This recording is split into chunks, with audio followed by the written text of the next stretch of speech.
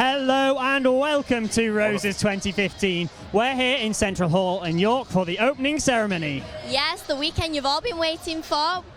I've seen many Lancaster t-shirts across the campus, and it all starts right here. I'm Natasha. And I'm Chris. We'll be looking back at today's events and also be your hosts for tonight's opening ceremony. As you all know, this year's opening ceremony is a boxing match, so stick with us for full coverage of the event. After the boxing match, we'll be heading outside for some live music and fireworks on Vanbrugh Paradise. But first, there's a fight to watch. At the ringside, we have Jess and Grace showing us what's going on. What's going on, guys? Hi there. I don't know if you can probably hear it, but the atmosphere in here is absolutely amazing. It's like Lancaster, Yorkshire. Yeah, there are it's chants amazing. already happening. It's absolutely brilliant. Behind us is the ring that the boxers are going to be coming into. We're excited. We are so excited, and I think everyone right here is excited as well. And it's true. not just inside Central Hall. We also have Vanbrugh Paradise, which has lots of people waiting for later. Yeah, it's very exciting. And of course, there's social media things are happening all weekend. People are using the hashtags Roses are white for York and for Lancaster. I am Lancaster. Oh, but I'm not. We're York, No, in case forget you the hadn't Lancaster one. noticed. It's not important, honest. Red. You can also use the hashtag Roses2015. We already have some tweets. Jamie Summers says there's a brass band at the boxing. My life is complete, basically. We also had someone saying they're not going to get much work done this weekend because of Roses. I don't think any of us are. And Matt Fletcher says this could be one of the best weekends I'll remember for the rest of my life. Hashtag Roses2015. Hashtag I am Lancaster. Nearly perfect. And it's just, we have lots of performances coming up. We have dancing, and as Jess said, we have some brass band performances it's all coming very right up as well. exciting, but I think we're going to have to go back to Chris and Tasha in the studio. Over to you guys. Thank you very much, guys. Now, many sports have already been underway this past week. Yeah, we've had loads of matches. Lancaster has done so well. We've seen a variety from fencing, karate, cricket, and many others. After all of these competed, the overall score currently stands at 28.5 points to York and go 29.5 to Lancaster. Lancaster. Nice one. Now that's very interesting. It is an away Roses for Lancaster, Yeah, and they're headway. still ahead at the end of the first day, which is really good. So it's been great to see the sports Yeah, coming up yeah, it's today, brilliant. and the points coming in for both sides. It's a Very good close. start. Should be a good It's weekend. start. Earlier today, we headed down to the tent to watch the women's first indoor football.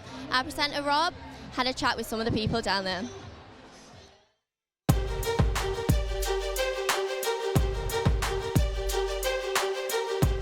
Hello, it's lunchtime. In there, women's football is going on, so let's go in and have a look.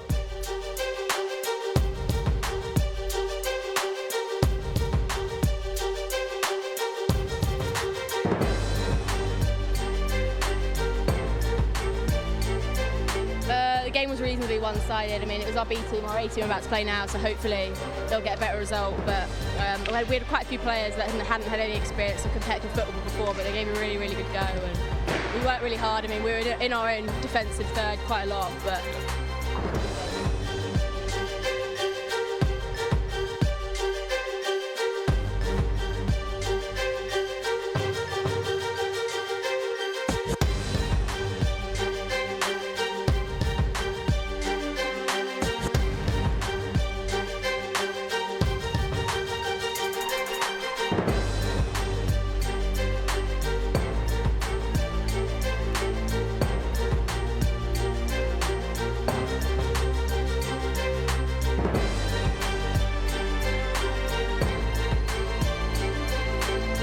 You've come down to watch the game then? Yeah. The girls are part of our futsal club. I'm gonna play later. I think they're scored. I think they've just equalised. 1-0, dramatic scenes. Pretty good. I watched the seconds and they smashed Lancaster A1. It was great. So now we hope for the first to do the same. And who do you reckon will win overall? Well, I'm gonna say Europe, of course.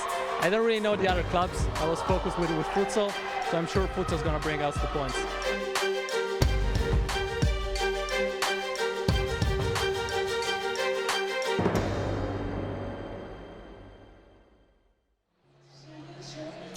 And the final score in that was 10-6 to York. Now, if you go onto the Roses Live website, you can not only see that score, but they have a whole archive of scores. Yep.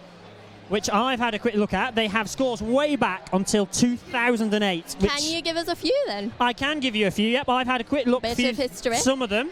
Yeah. And if you look at indoor God, there's football, loads. I've got scores back from 2006. That's so good. Way back so we when the can see men's fourth team drew 1-1. So we can see what Lancaster's won, basically. So I've also got the women's second score from this year, which was Nice. unfortunately for us, I guess the guys down at the ringside from York are going to be much happier with an 8-1 score to York on that. Oh. A little bit of a hammering there for Lancaster's women's seconds, unfortunately. But we'll see how that goes. Yeah, with keep that. going, Lancaster. If you look at the scores from the last couple of years, there was an 8-0 score in 2012, which is unfortunate. Wow. But you do see some nice big scores in those matches as well. So it must be a really interesting one. I'm really gutted I didn't get to go and see that. Oh, yeah. So it's a really good one. It's good. It's good to see the women Yeah. and all the support as well. Like the women, right along. Yeah. So we've also had a few presenters out at other sports, haven't we? Yes, we have. So American football was another sport that we did, starting at 1 p.m. The last game lasted all afternoon, and it was an intense, fierce competition. Both teams did very well, and here's a few highlights from the game.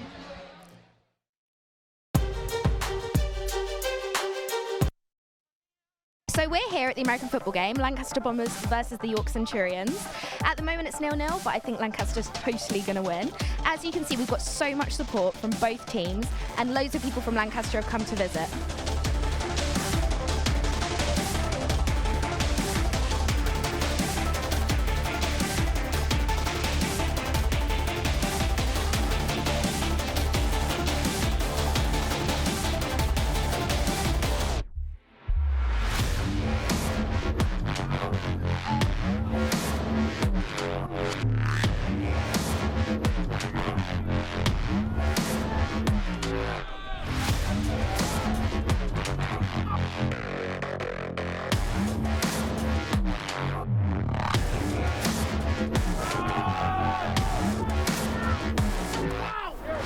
This is LA1 TV. We're at the American football. How do you feel, Boydie? Boydie's clearly feeling very excited. It's currently 0-0, but we've currently got possession. I'm looking for a deep route down the field. We're going to win this one easy. The day has been spectacular so far. It's currently about 2 p.m. Looking great. Looking forward to a great Friday night even. This is LA1 TV out.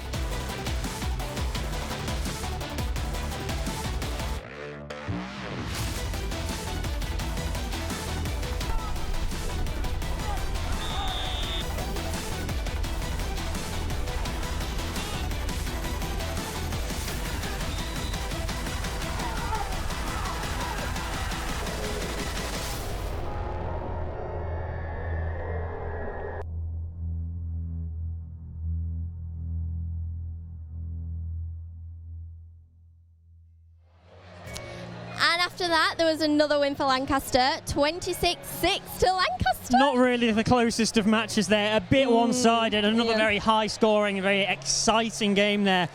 Again, if you look at the history of these matches, back in 2008 was 32-18. You get some massive scores in American football. Really exciting game. Yeah, it is. It's like it.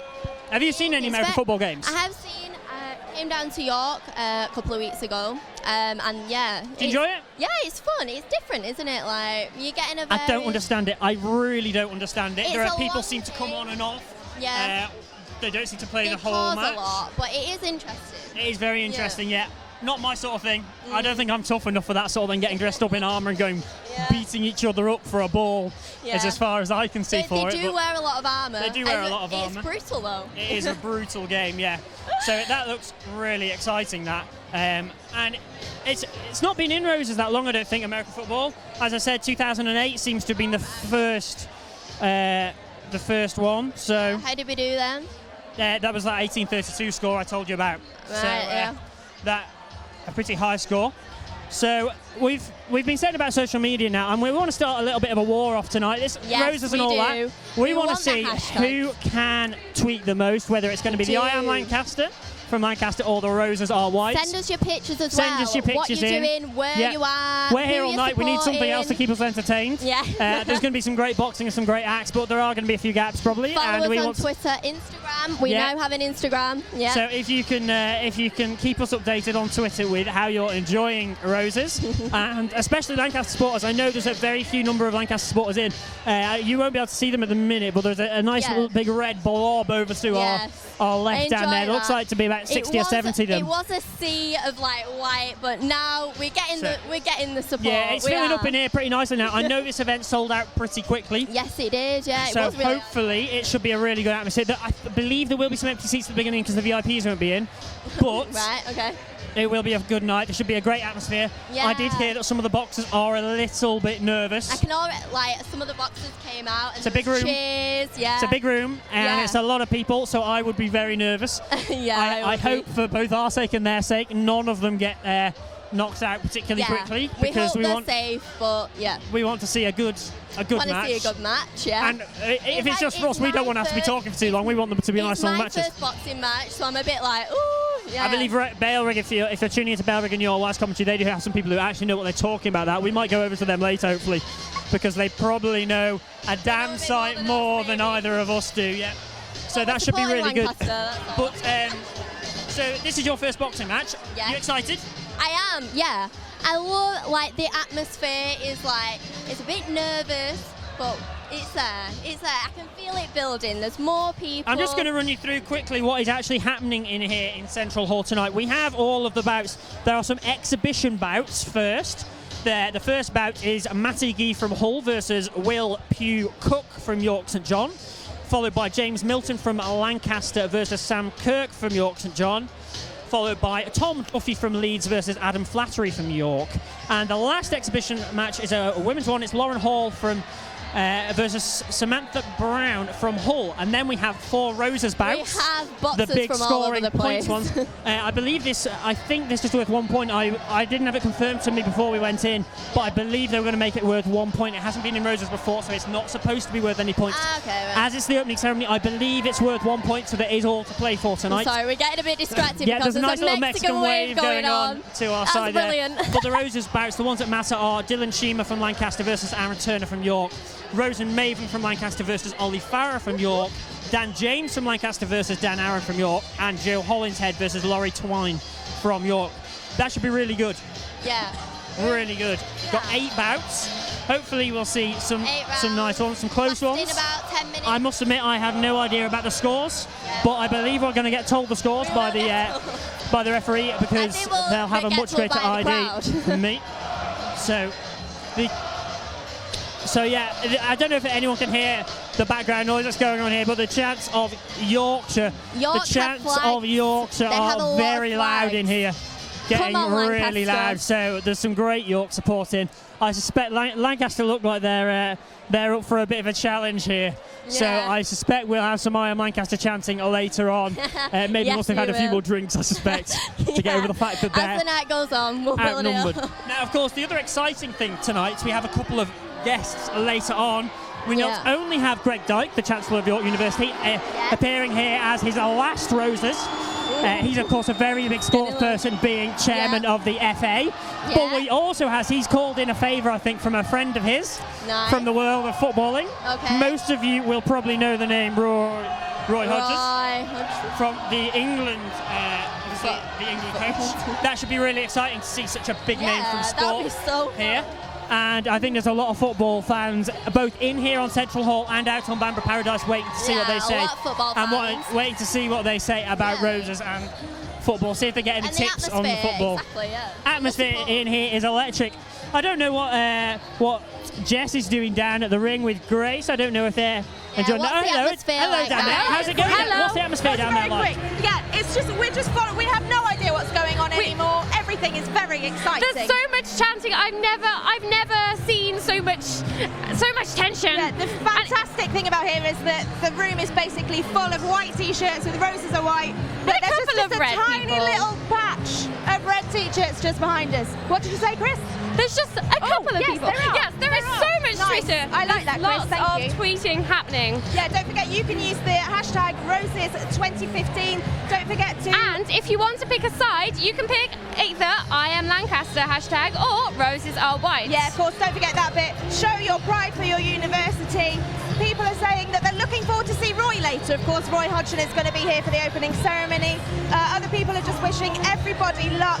It's really exciting. Someone just tweeted that we're watching YSTV, so that's exciting. Yay! And LA1, of course. Also, UOY. It's very exciting. It's all very exciting.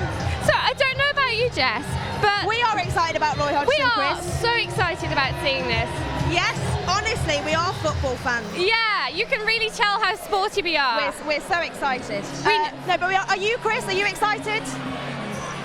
Yeah. It's nice to see that not only do we have Greg Dykin, but we also have someone else from the world of sports who doesn't necessarily have the connection to either of the universities like that. We got Roses and red, Roses and white flag. How awesome! happening. Yay, go Put it down. We're going to have to.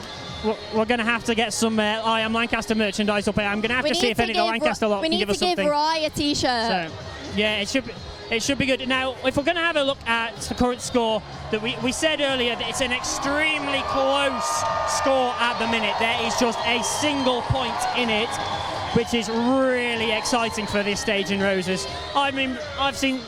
This is my 7th Roses now. I know I'm really old, but I remember my first one in York.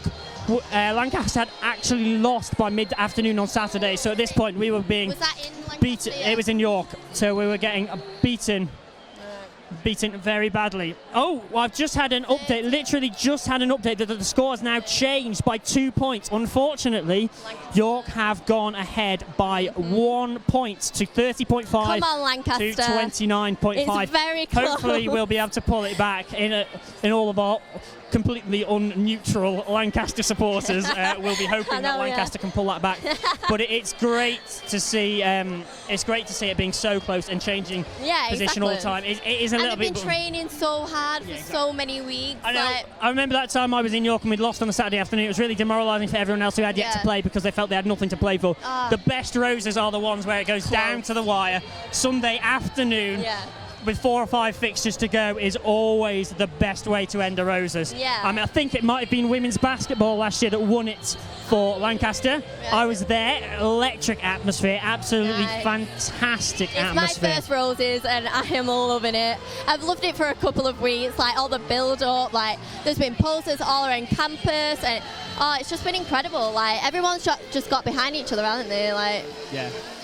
So it's really good atmosphere here. The music seems to be getting louder and louder. I hope you can all still hear me because I can barely hear myself thinking here. They're pumping out the music, getting this crowd absolutely pumped up for this opening ceremony. I believe we just got a couple of minutes to go before the opening ceremony.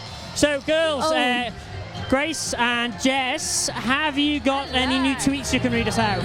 I'm not going to lie to you, Chris. Tweets. It's very, very hard to hear you. We are right down amongst them at the moment. There is so much out there. There's loads of flags. There's singing. It's very exciting.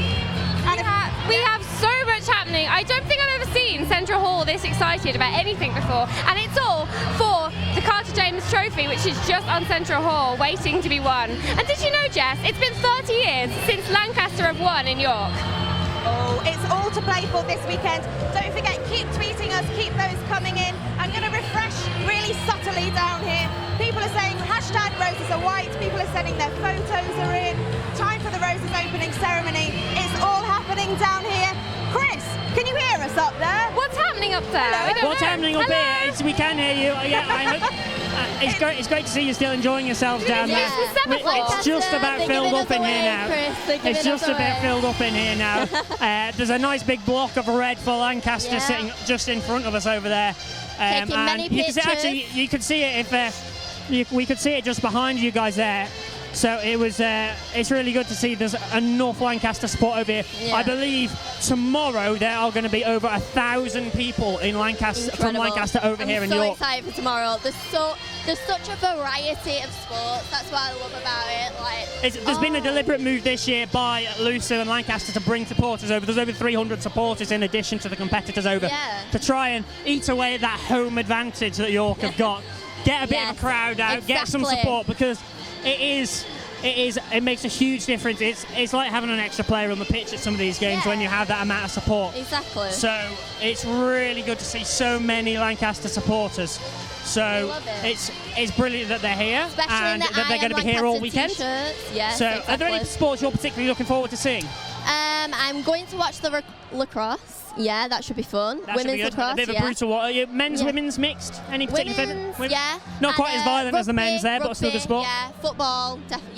The football, the definitely men's football. first football should be a good match. It was obviously the opening ceremony last year, Yeah. which I believe ended in a draw, if I remember correctly, which was a bit of a shame for such a spectacular What opening are ceremony. you, like, What am I looking forward to seeing? I like some. I want to go watch volleyball. Years ago, I did used to play a bit, so I love watching volleyball. You know what I've not seen that's up? Sitting down volleyball. That Yeah, is they had a the new sitting one. volleyball this afternoon, didn't they? In the, I didn't actually Yeah. get to see any of that. That was over in the I sports didn't, but centre. I bet that was so interesting. Yeah. Yeah, I've never seen sitting volleyball. I've never seen that. But it Bet sounds very interesting. A lot of effort, yeah. So that should be good. What else am I looking forward to seeing? I'm looking forward to seeing the rugby. The rugby should be good for just before the closing ceremony. It'll be if Roses goes down that close that it's decided by the very last match. The atmosphere at that rugby will be absolutely I electric, and know. even if it's already won or lost by then, Like- it will be a very good match. Such a build-up from the weekend. I think Lancaster's rugby players always feel they're a little bit of the underdogs in that because York have a very, very strong rugby team. Yeah. 2 years ago, the opening ceremony was a rugby match, and York obviously pulled out a great win in that for them. So I think Lancaster having the supporters over here this year, if by some miracle Lancaster have won Roses by then, it would give the team a huge boost going into that. It can. Come on Really now. good. It could be very good. Keep the faith. Keep So- the faith, Chris. Yeah. Okay, well, we had a look at some other sports earlier. So we have another, we've had a look at a couple. We've had a look at, American football, didn't we? Yes. And we've had a look at a couple of other different bits of stats and stuff. Yeah. But there's been a lot of sports on today, and there were a lot of sports on before this week. Yeah. A lot of sports on. There was all of the canoeing, which I'm very pleased to say that Lancaster came out on top 16-0 in the canoeing, which was brilliant. So it would be great to see that. What would be really nice now is if we could have a look at the women's rugby sevens. After much anticipation, the women's rugby sevens first teams faced each other. Infamous for being a brutal sport. In the past years, I've seen as many as 4 ambulances required on the pitch at once, which is a pretty spectacular number there. We've even had air ambulances for that. Yeah, So, the rivalry is intense. It's a brutal So match. Rob went along to that to see how it went along, and hopefully we can now go to a little VT of how Rob got on there.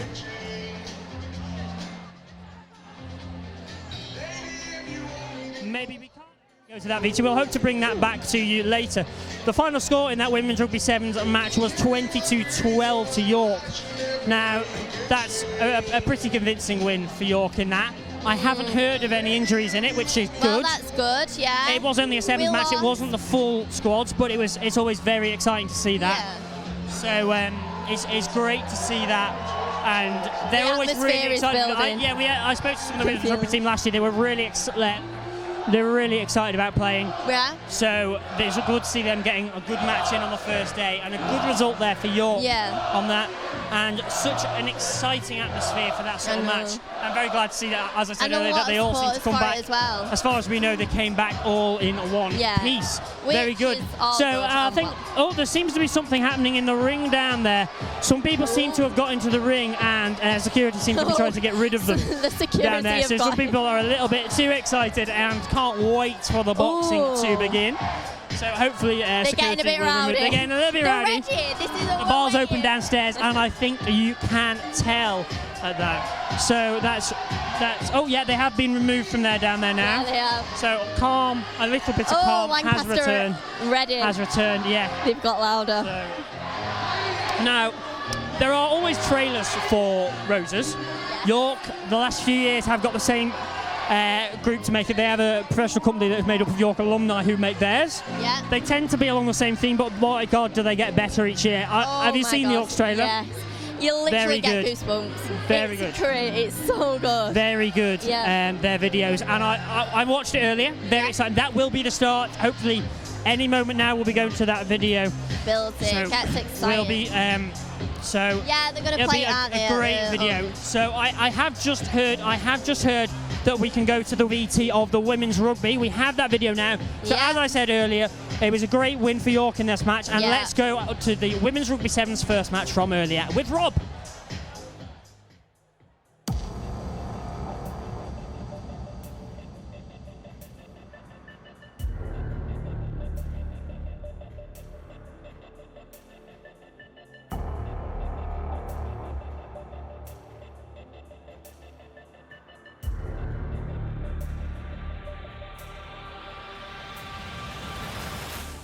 Hello, we're at 22 acres and it is the women's rugby sevens and the first team are playing. It's just about to start and it's 2:30.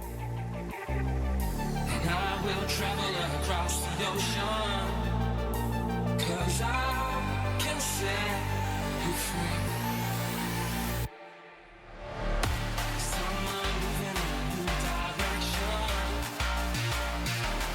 I want to give you the best of me. What's your name? Beckham Hopkins. And what position have you got in the rugby team? I play centre for number 2. So is it quite competitive then, the rugby? Oh, definitely. The York are coming out to get their 3 wins in a row, so we're hoping to stop that. Because we, especially us third years, we don't want to go away without having a win in the 15s. Yeah, I can imagine. Anyway, thank you very much for talking to me. Good luck with your game. Cheers.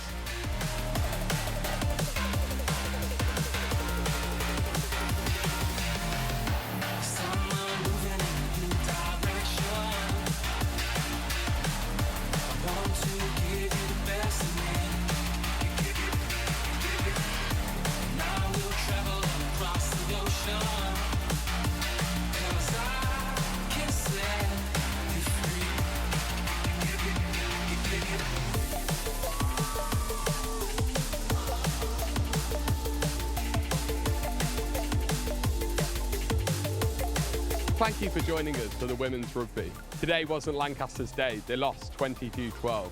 We'll have to see how Lancaster do throughout the rest of the day and the weekend. But for women's rugby, it was York's day today.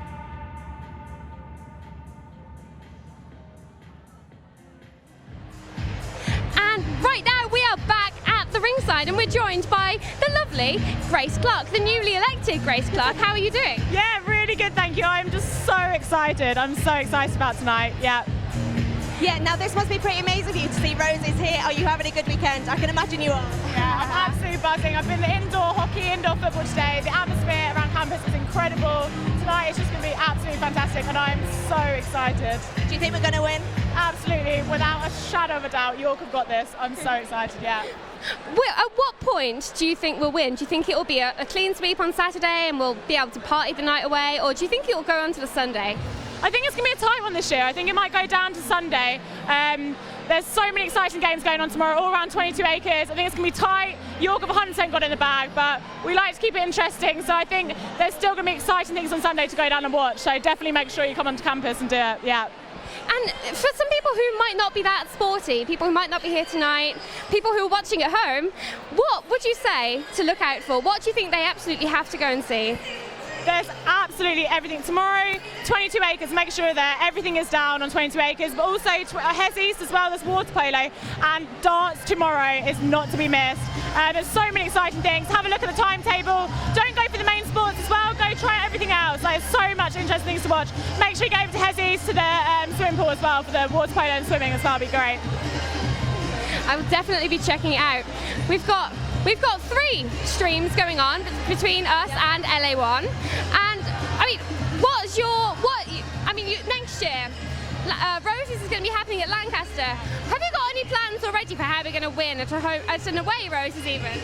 I think for me, spectators is absolutely key. As you can see, Lancaster are swarming our campus, and we need to get an army of York people over there. Like, spectators is so important, they make events. And like tonight, as you can see, it's a fantastic spectator sport. So if we can get that going next year, we have 100% got it. And I have every confidence we will go out there and absolutely bring home the cup for us next year. Yeah. Amazing. Are you going to be going down to any sports tomorrow? Which are the ones you're going to be going to? Yeah, I'll be everywhere. From 9:30, there's hockey starting on JLD, but then 22 acres is probably where I'll be hanging around because there's lacrosse, there's rugby, there's football, there's just everything you could possibly want in a day. It's basically the Olympics, but better. And yeah, I'm just so excited. Are you competing at all, or are you just spectating this year? Yeah, I'm competing. We've got the college netball tomorrow, but also I'll be playing on Sunday. We've got 3 games in the 10 netball, so yeah, definitely come down and watch if you've got time as well. That'd be great. Yeah. Well, good luck for competing. I'm sure you'll be fine. You've got it in the bag. Also, one of the things that we're looking forward to, I think everyone here is really excited for, is Roy Hodgson. I haven't even mentioned him yet. How are you feeling about this? It's like I was saying to Keith Morris earlier, I was like, it's like Christmas all in one. Like, we're so excited. I've completely forgotten it's even coming because everything else is so exciting. But yeah, Roy Hodgson's going to be here, so little celeb. So yeah, I'm so excited for him to be here. It's going to be great. Yeah. We were wondering, we're not very sportily inclined. We do, we do telly. What do you know about boxing? In terms of actual how it's played, I'm not 100% sure too much on the rules, but I just know it's a fantastic spectator sport, and whether you've watched it before, whether you've never watched it before, it's sure to bring so much excitement. So yeah, tonight is going to be a big night for Roses 2015. Yeah. Amazing. Thank you so much for joining us. Great. I hope you have a really fun night. I'm sure you will. Back to you, Chris and Natasha. Back to you. Back to you. You're getting to speak to next year's York's champion of sport is probably their best description of their role. They're going to have a very, very tough job winning away. It's a nightmare for Iron win away, so it's going to be a great job for her. So, how does I would say the best of luck to her, but I'm from Lancaster, so I'd quite like to see her lose. Nothing personal, Grace. Nothing personal at all. But from my Lancaster supporter, I would very much like to see the Red Rose win again in Lancaster next year. Now, we're just waiting any second now for an announcement to start. Ladies and gentlemen, it's just come in. Welcome to Roses Fight Night 2015. 2015. We are nearly ready to begin, but first we have a short safety announcement. Yeah, I know.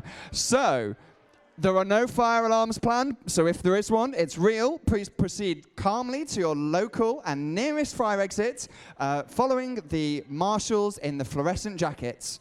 Thank you very much, and enjoy the night.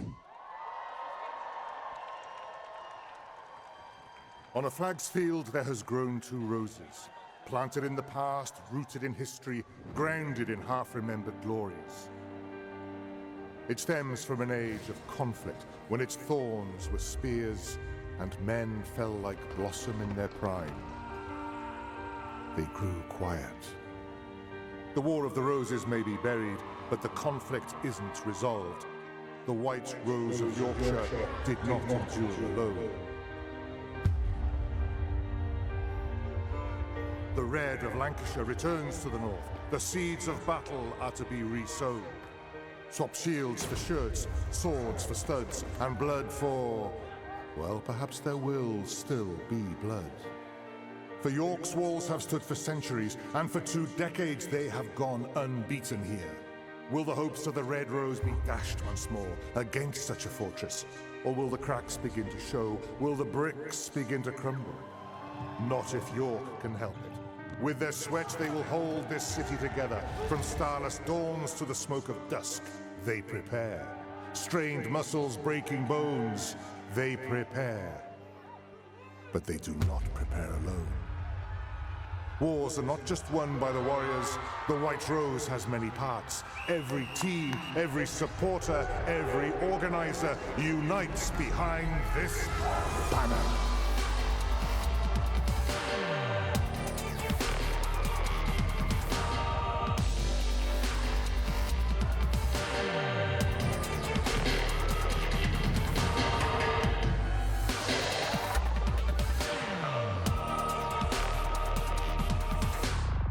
For their crown on this battleground, York will stake their claim.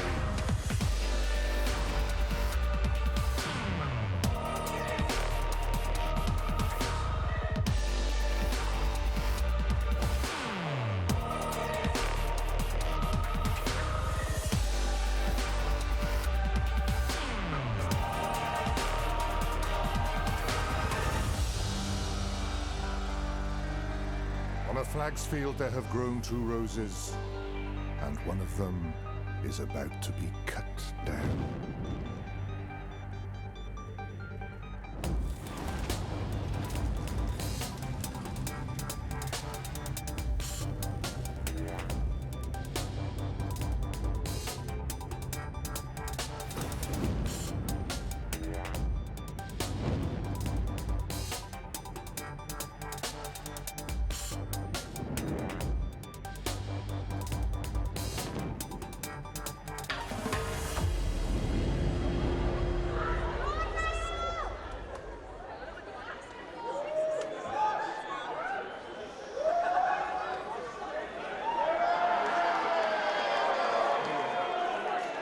Why don't you call me my name, man? Well, what's your name? My name is Muhammad Ali.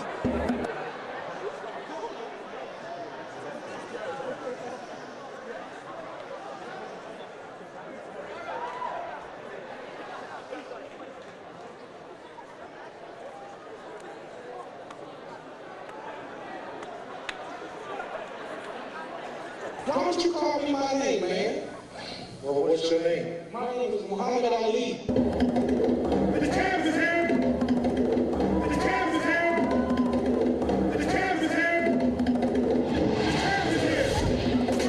The champ is here! The champ is here! The champ is here! The champ is here! The champ is here! The champ is here!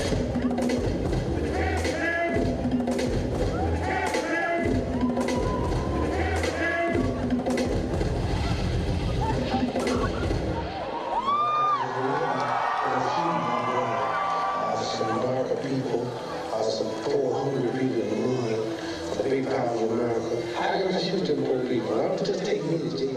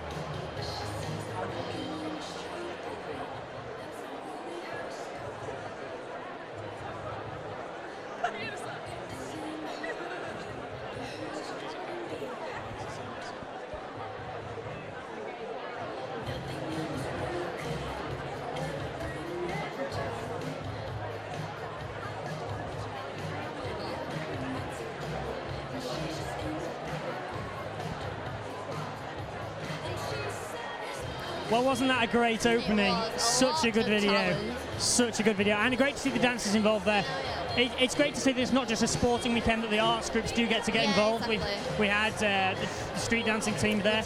Last year at Lancaster, we obviously had street dance team did I think it was the Mean Girls routine they did, and the cheerleaders were on, and we had fire.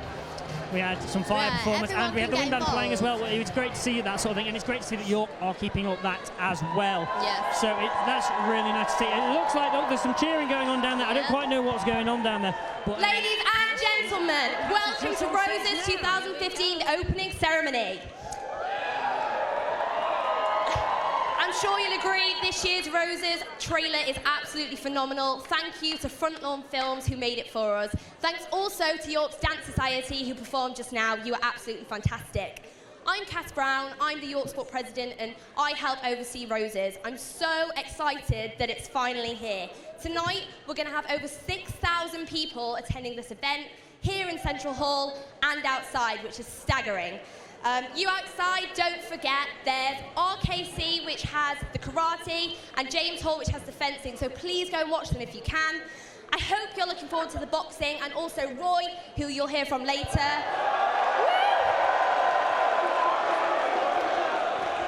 That's it from me, and it gives me great pleasure to introduce to you Boxing Club's very own Joe Butterfield.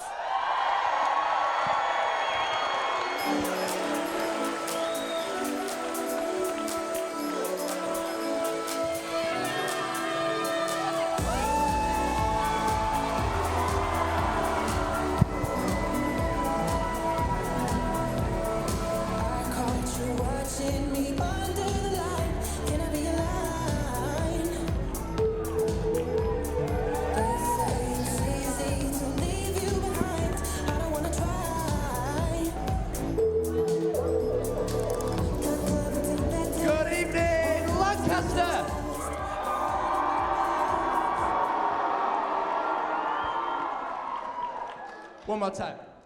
Good evening, Lancaster.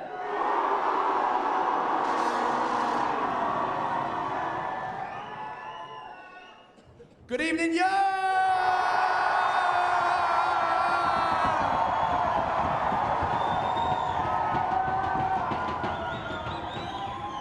Good evening, and welcome to the 51st Roses Inter-University Sports Competition. Welcome also to everyone watching outside in Vanbrugh. Vanbrugh, can you hear us? Vanbrugh, can you hear us?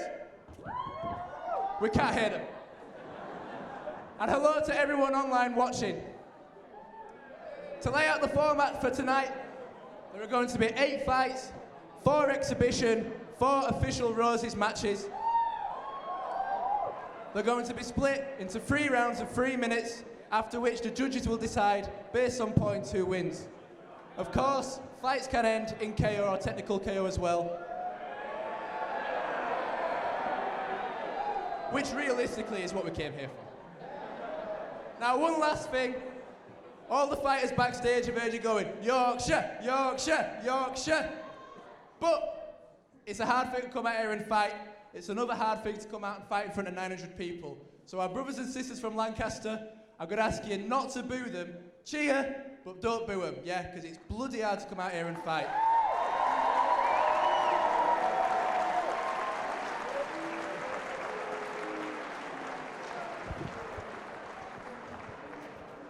With that said, in the red corner we have Lancaster, who are going to come out first.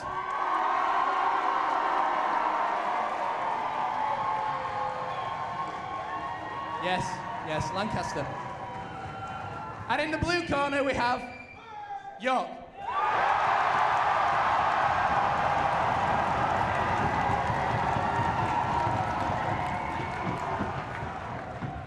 So without further ado, we'll move on to our first exhibition match.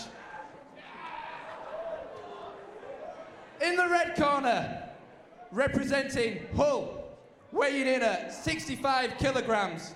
Give it up for our first fighter of the evening, Matty G.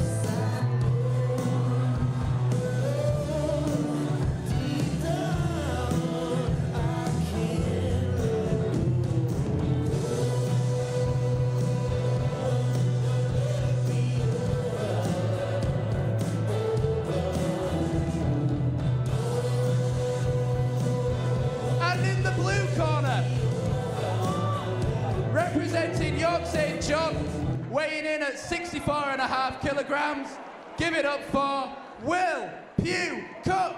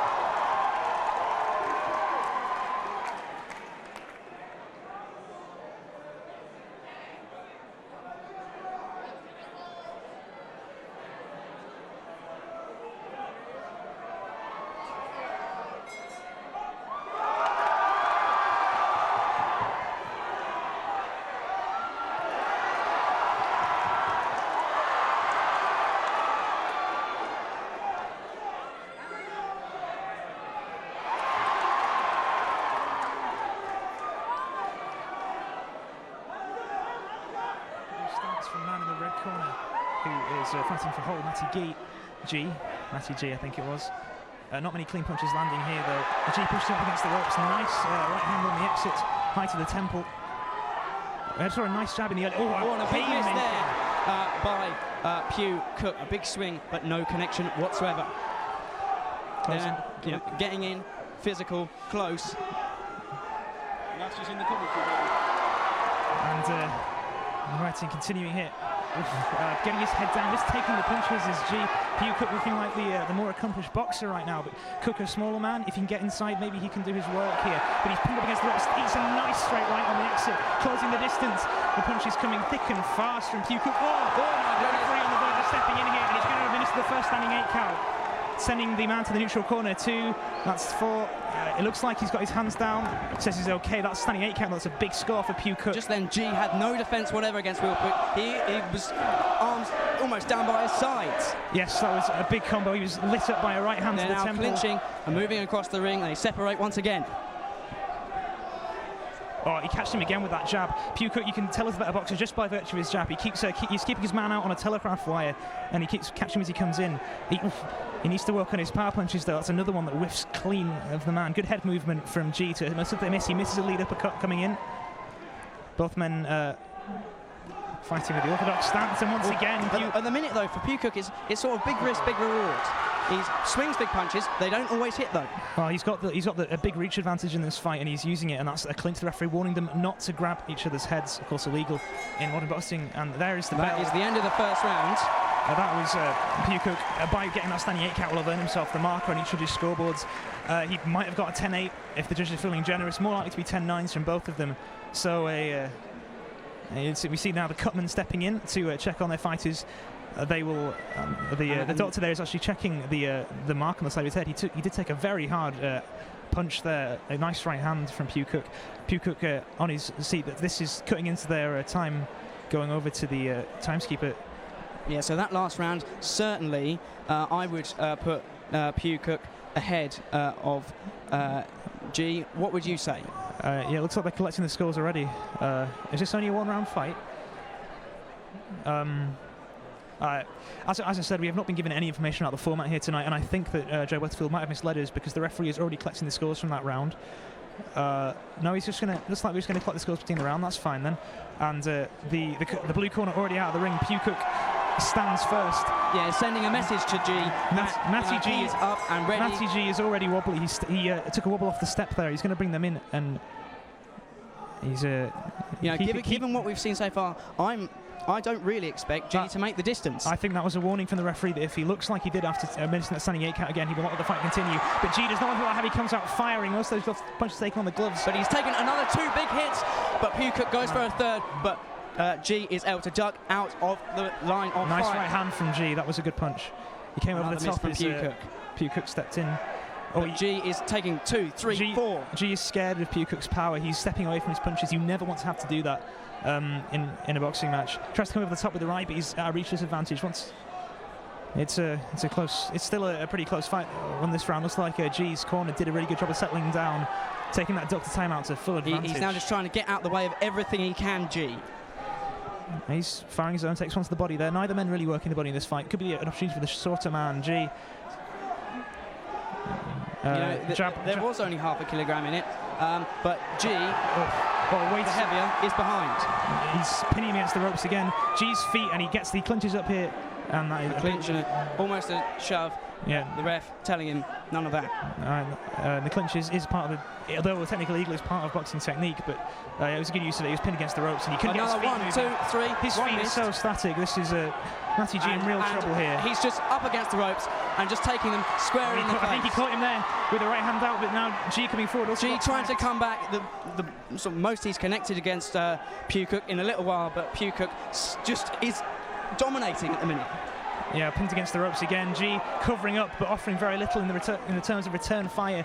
Nice 1, 2, 3, 4 through the middle. The straight punches in another break. He's going to administer the standing count. I think he's fine, but he just took so much unreturned offense that the referee had to step in. Yeah, he keeps taking punches, but Pewcook doesn't look like he's tiring one bit.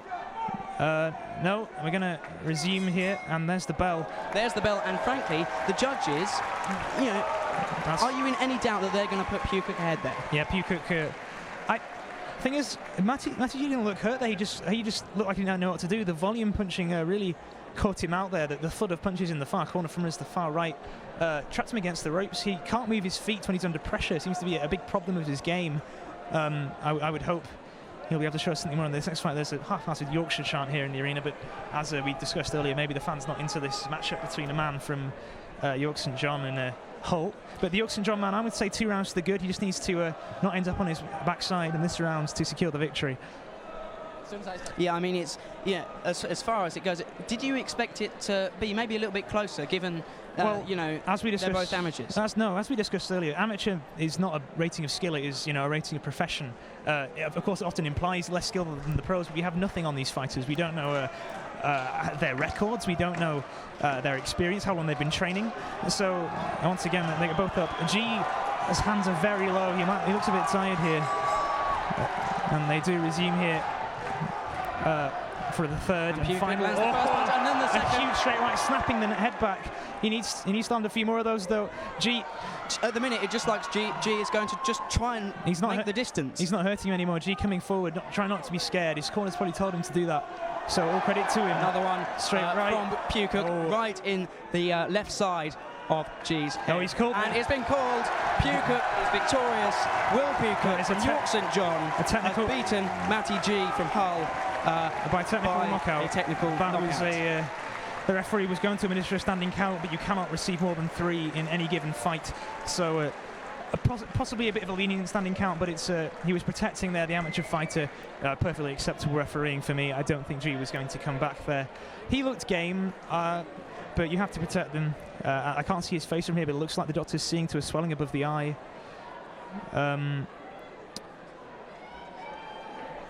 It's the cornerman, as I pointed out, someone in the booth. The cornerman usually serves as the cut man. The doctor's only used for things like concussion scares or. They're going to take the gloves off. The fighters are now meeting in the middle of the ring for a show of good sportsmanship. And the Lancaster fans just using this lull to try and get themselves out. A third round TKO victory for the man from York St John. So Yorkshire with an informal victory early in proceedings. The announcer here will presently read the results. And it is in the hands of Butterfield. The judges have decided the winner by technical knockout is the blue corner, Will Pugh Cook. A deserved victory for Pugh Cook. G can maybe complain about the last standing count, but he can't complain about the first two. And If both yeah, competitors there's no would doubt like who to the go better to the fighter front was to get in the that one. medals. Well done, guys. That was bloody fantastic. We're going to go straight to the next fight, by the way. Looks like the announcer's coming in here. I've never Fantastic seen fight boxing to before, open the Josh. night with. And it was great. And I'll tell you what, Pugh Cook absolutely Moving mauled on G. to the second bout. He just wasn't in it, was he?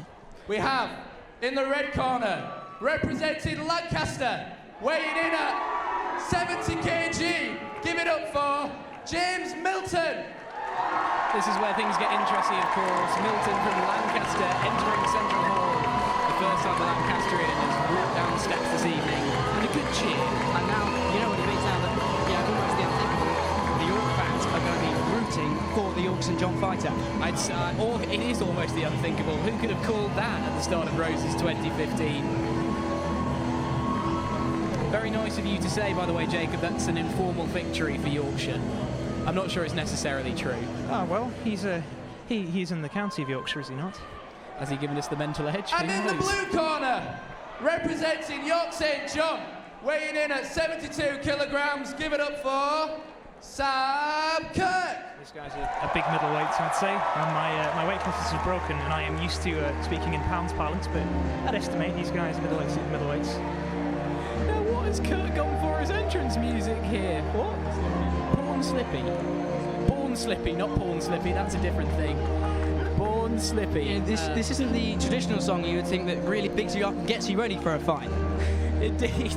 It's much slower, and the tempo is far less than anything we've heard this evening thus far.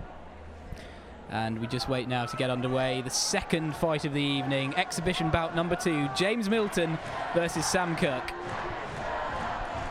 The Lancaster fans chanting again. So yes, Milton versus Kirk. Milton's a big lad. He must be. And he does look like he's got a reach on him as well.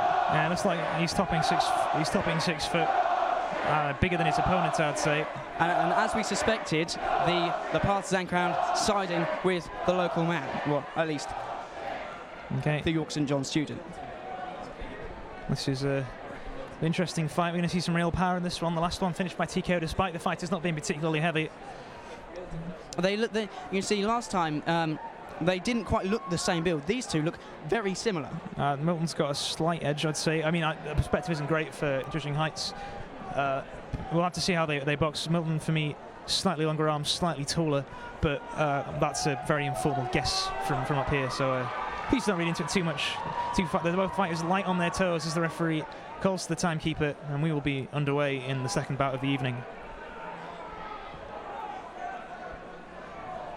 Waiting for the bell, and there it is, and we're off in the second exhibition match. It's Milton in the red corner, Kirk in the blue. The two standing off, throwing punches, no one yet to connect. And then, there we go. Yeah, these two are more experienced fighters, I'd say. They're both much more testy as they fight. Both fighting orthodox left hand forward. Forward comes Kirk. And it's Kirk who lands the first significant punch. That was a nice combo from Kirk. He didn't seem to do much damage, though, maybe lacking the power. Milton faking with the straights, not leading with the jab as you would expect. There he comes at the top, catch him in the solar plexus. That rocked him back on his heels. That was near the belt, wasn't it? No, it was on the solar plexus. That was a really good punch from Kirk. Nice jab, though, from Milton. Rocking him on his heels. Overhand right attempt from Milton coming short. And now they square off again. Oof. He leads with his right hand a lot, and he keeps catching Milton. Kirk is now almost had Milton right there, pinned against the ropes, and Milton was just trying to get away from him. Milton really playing a smart game. He didn't land much clean in that combo.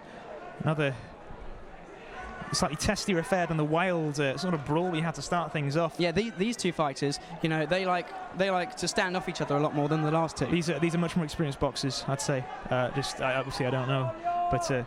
And perhaps a comment on the stance. Oh, a nice jab forward from Kirk there. Yeah, Milton with a traditional high stance. Oof. Oh, and a good combo there. With Kirk a really low jab hand from Kirk as an exchange again. This is a very close round. A nice jab from Milton. They settle again. It's relatively chill fight in terms of fighting style. Nice jab forward. But two there landed by Kirk. A third. And the referee is stepping. And Milton No, that's going to be the standing count. Milton is doesn't think. I think Milton was okay there, but he took a lot of unanswered shots. So we've seen a standing count technically in every round thus far. Yes, the reason it was called, he just wasn't offering return fire. You need to convince the referee that you can defend yourself intelligently, not just defend yourself. A nice looping hook to the body from the power side from Kirk. And that's the end of the first. How would you split them there? Well, Kirk, I think, seized it with that late flurry. Really well done by him. There can be no complaints from Milton's corner. I would equally put Kirk perhaps just slightly ahead, but as the fight goes on, it's certainly a close one. Yeah, it's a much closer engagement. Neither men have suffered any damage here either. Yeah, we didn't see it in that last one really from either fighter, a sort of change in momentum. And equally, do you think we'll see either of these guys starting to tire? I wouldn't imagine so. They are bigger lads, which often means it's harder for them to hold their cardio strong. But it's only 3 3-minute rounds. It's not like even amateur mixed martial arts bout, which will go for 15 minutes usually. This is 9 minutes of action with a minute break in between each of those 3 minutes. Boxing, of course, a very high intensity sport. Don't let me take that away from it. But these guys, relatively speaking, should be able to deal with this relatively short fight length. So both the trainers have tended to their fighters. That bell was rung prematurely by the timekeeper. We need it again now, please. There we go. And there we go, back underway for round 2. Nice jab from Kirk versus Milton. No, he's timing his punches really well right now, Kirk. He caught him stepping in with a jab and straight over the top. Kirk once again trying to land some big punches early, like he did in the last round. Kirk's taking control of this fight. Milton's trying to take the centre. Another nice jab, but Kirk really good timing on his punches. Trying to switch stances on him there was Milton, but he it's caught. Certainly Milton who is standing off more in this fight. Sort of trying to get away as far as it's always Kirk that's going on the attack. Well, no, it's Milton steps into a punch. Nice once over the top, as I say that from Kirk. But Milton always steps into attack, and Kirk times him on the way in with the jab and the straight. It's good technical counter punching from Kirk. Milton though trying to sort of get back in front, land a couple, and a big grip there. And the referee will step in. There's no need for the ref there. That was just a punch over the shoulder that told him to clinch. And once again, Kirk's jab finding a home without fail. And again, Milton just not really landing the sustained offense he needs to take this fight. He gets one in there, just stopped slipping a nice lead uppercut. Again, perhaps he's thrown almost as many punches as Kirk, but the percentage of contact is a lot lower. Nice jab from Kirk. He's a bit wobbly there. It looks like his hands are dropping as well. Kirk is taking control of this fight against Milton. Yep. And another one straight, square in the face, and no hands up from Milton to defend. The referee knows he's in control. This really closely. Might look for another standing count. Oh, he wraps him against. And there is a second standing count. Kirk fully well knows he's in control. Milton trying to hang on now. Oh no, the referee doesn't think he's good, and that's going to be the fight called. Another one second TKO, on a technical knockout. Second TKO victory. So just to confirm there then. The second round TKO. It's Kirk, Sam Kirk from York St John has beaten James Milton of Lancaster, and whilst the York fans aren't rapturous, it's kept the Lancastrian ones quiet. Yeah, that was a... Kirk he showed his science there. Great counter-punching from the York man. Used his jab really well. Yeah, his trainer congratulates him. That's a really good victory for the young man from York St John. How often are technical knockouts in amateur? For example, they are much more. Not in the Olympics. The Olympics is the very top level, but at this level of amateur boxing, they're more common because the referee's first prerogative is to protect the fighters. They aren't super experienced men, generally speaking. It looks like they're still checking his eyes here in the corner. I don't think he's going to make it back in for the decision here. Yeah, just going to confirm the result then that Kirk has beaten Milton. And the winner by technical knockout, Sam Kirk from York St John. As Harry Whittaker comes back in, you're absolutely loving this, aren't you? I'll tell you what, I don't know if you can hear me, but I'm over the other side of the room. I'm shouting. I'm getting behind York St John, which is something I never thought I'd do in my 3 years here, Josh. Guys, such a great event, and I can't, as Adam Brain pointed out, there is no better way to start the Fight of Roses than with an actual fight. Okay. In the red corner, weighing in at 77 kilograms from Leeds. That's some Give it heavies up coming in for now. Tom Duffy! Tom Duffy from Leeds making his way down to the ring now. And of course this fight, we'll see our first fighter from York. and I can imagine the crowd are going to go absolutely wild, Josh. Yeah. This match, if the York fighter can win, really say, the York fans will be like, we are Yorkshire. I've just had a look at Tom Duffy. He is big. In the blue corner, Here we go. the Get ready. outgoing president of York University Boxing Club. Give it up for Adam Flattery! And that's probably the biggest cheer we've had in here tonight. Absolutely, and the crowd are on their feet as they welcome Adam Flattery down to the ring. He's got quite a big entourage there, I noticed, Flattery too. Well, they've all sort of come to tenor with the trainer, maybe a close friend as well, and maybe a training partner. Tell you what, big fight this. Big fight, Josh, because it's the first appearance from a member of the University of York. So, to offset your complaints earlier, the Yorkists are wearing white vests at least, so you can. The Leeds man here he's a physical specimen. I don't want to make any negative comments about Adam Flattery here, but Tom Duffy is a big fella. He's got huge shoulders. I would expect him to have some nice power behind those. A bit squatter maybe. We'll have to see them square off in a minute. They're still outside the ring, being vassed up by their cornerman. And Flaherty the first to step into the ring here. He's a really rangy fighter, relatively skinny, of course. These are big lads weighing in at 76 kilos, I believe. So, yeah, and they're both reasonably lofty in stature. Oh, of course, yeah. No, this is the big round. We've got a new referee, by the way. A lady who's stepped in now instead of we've had the first few rounds. And looks like they're going to rotate through the judges as referees this evening. To be a judge, you generally have to be certified as a ref as well in amateur boxing circles. Yeah, Flaherty's going to need to use his range here. I think it looks like Duffy's going to have him on the inside, just in terms of pure power and pure ability to generate that power in short distances. Both fighters in their respective corners, preparing as we get ready. We're halfway through the undercard now. The referee going over to each of them, ensuring they're ready to fight.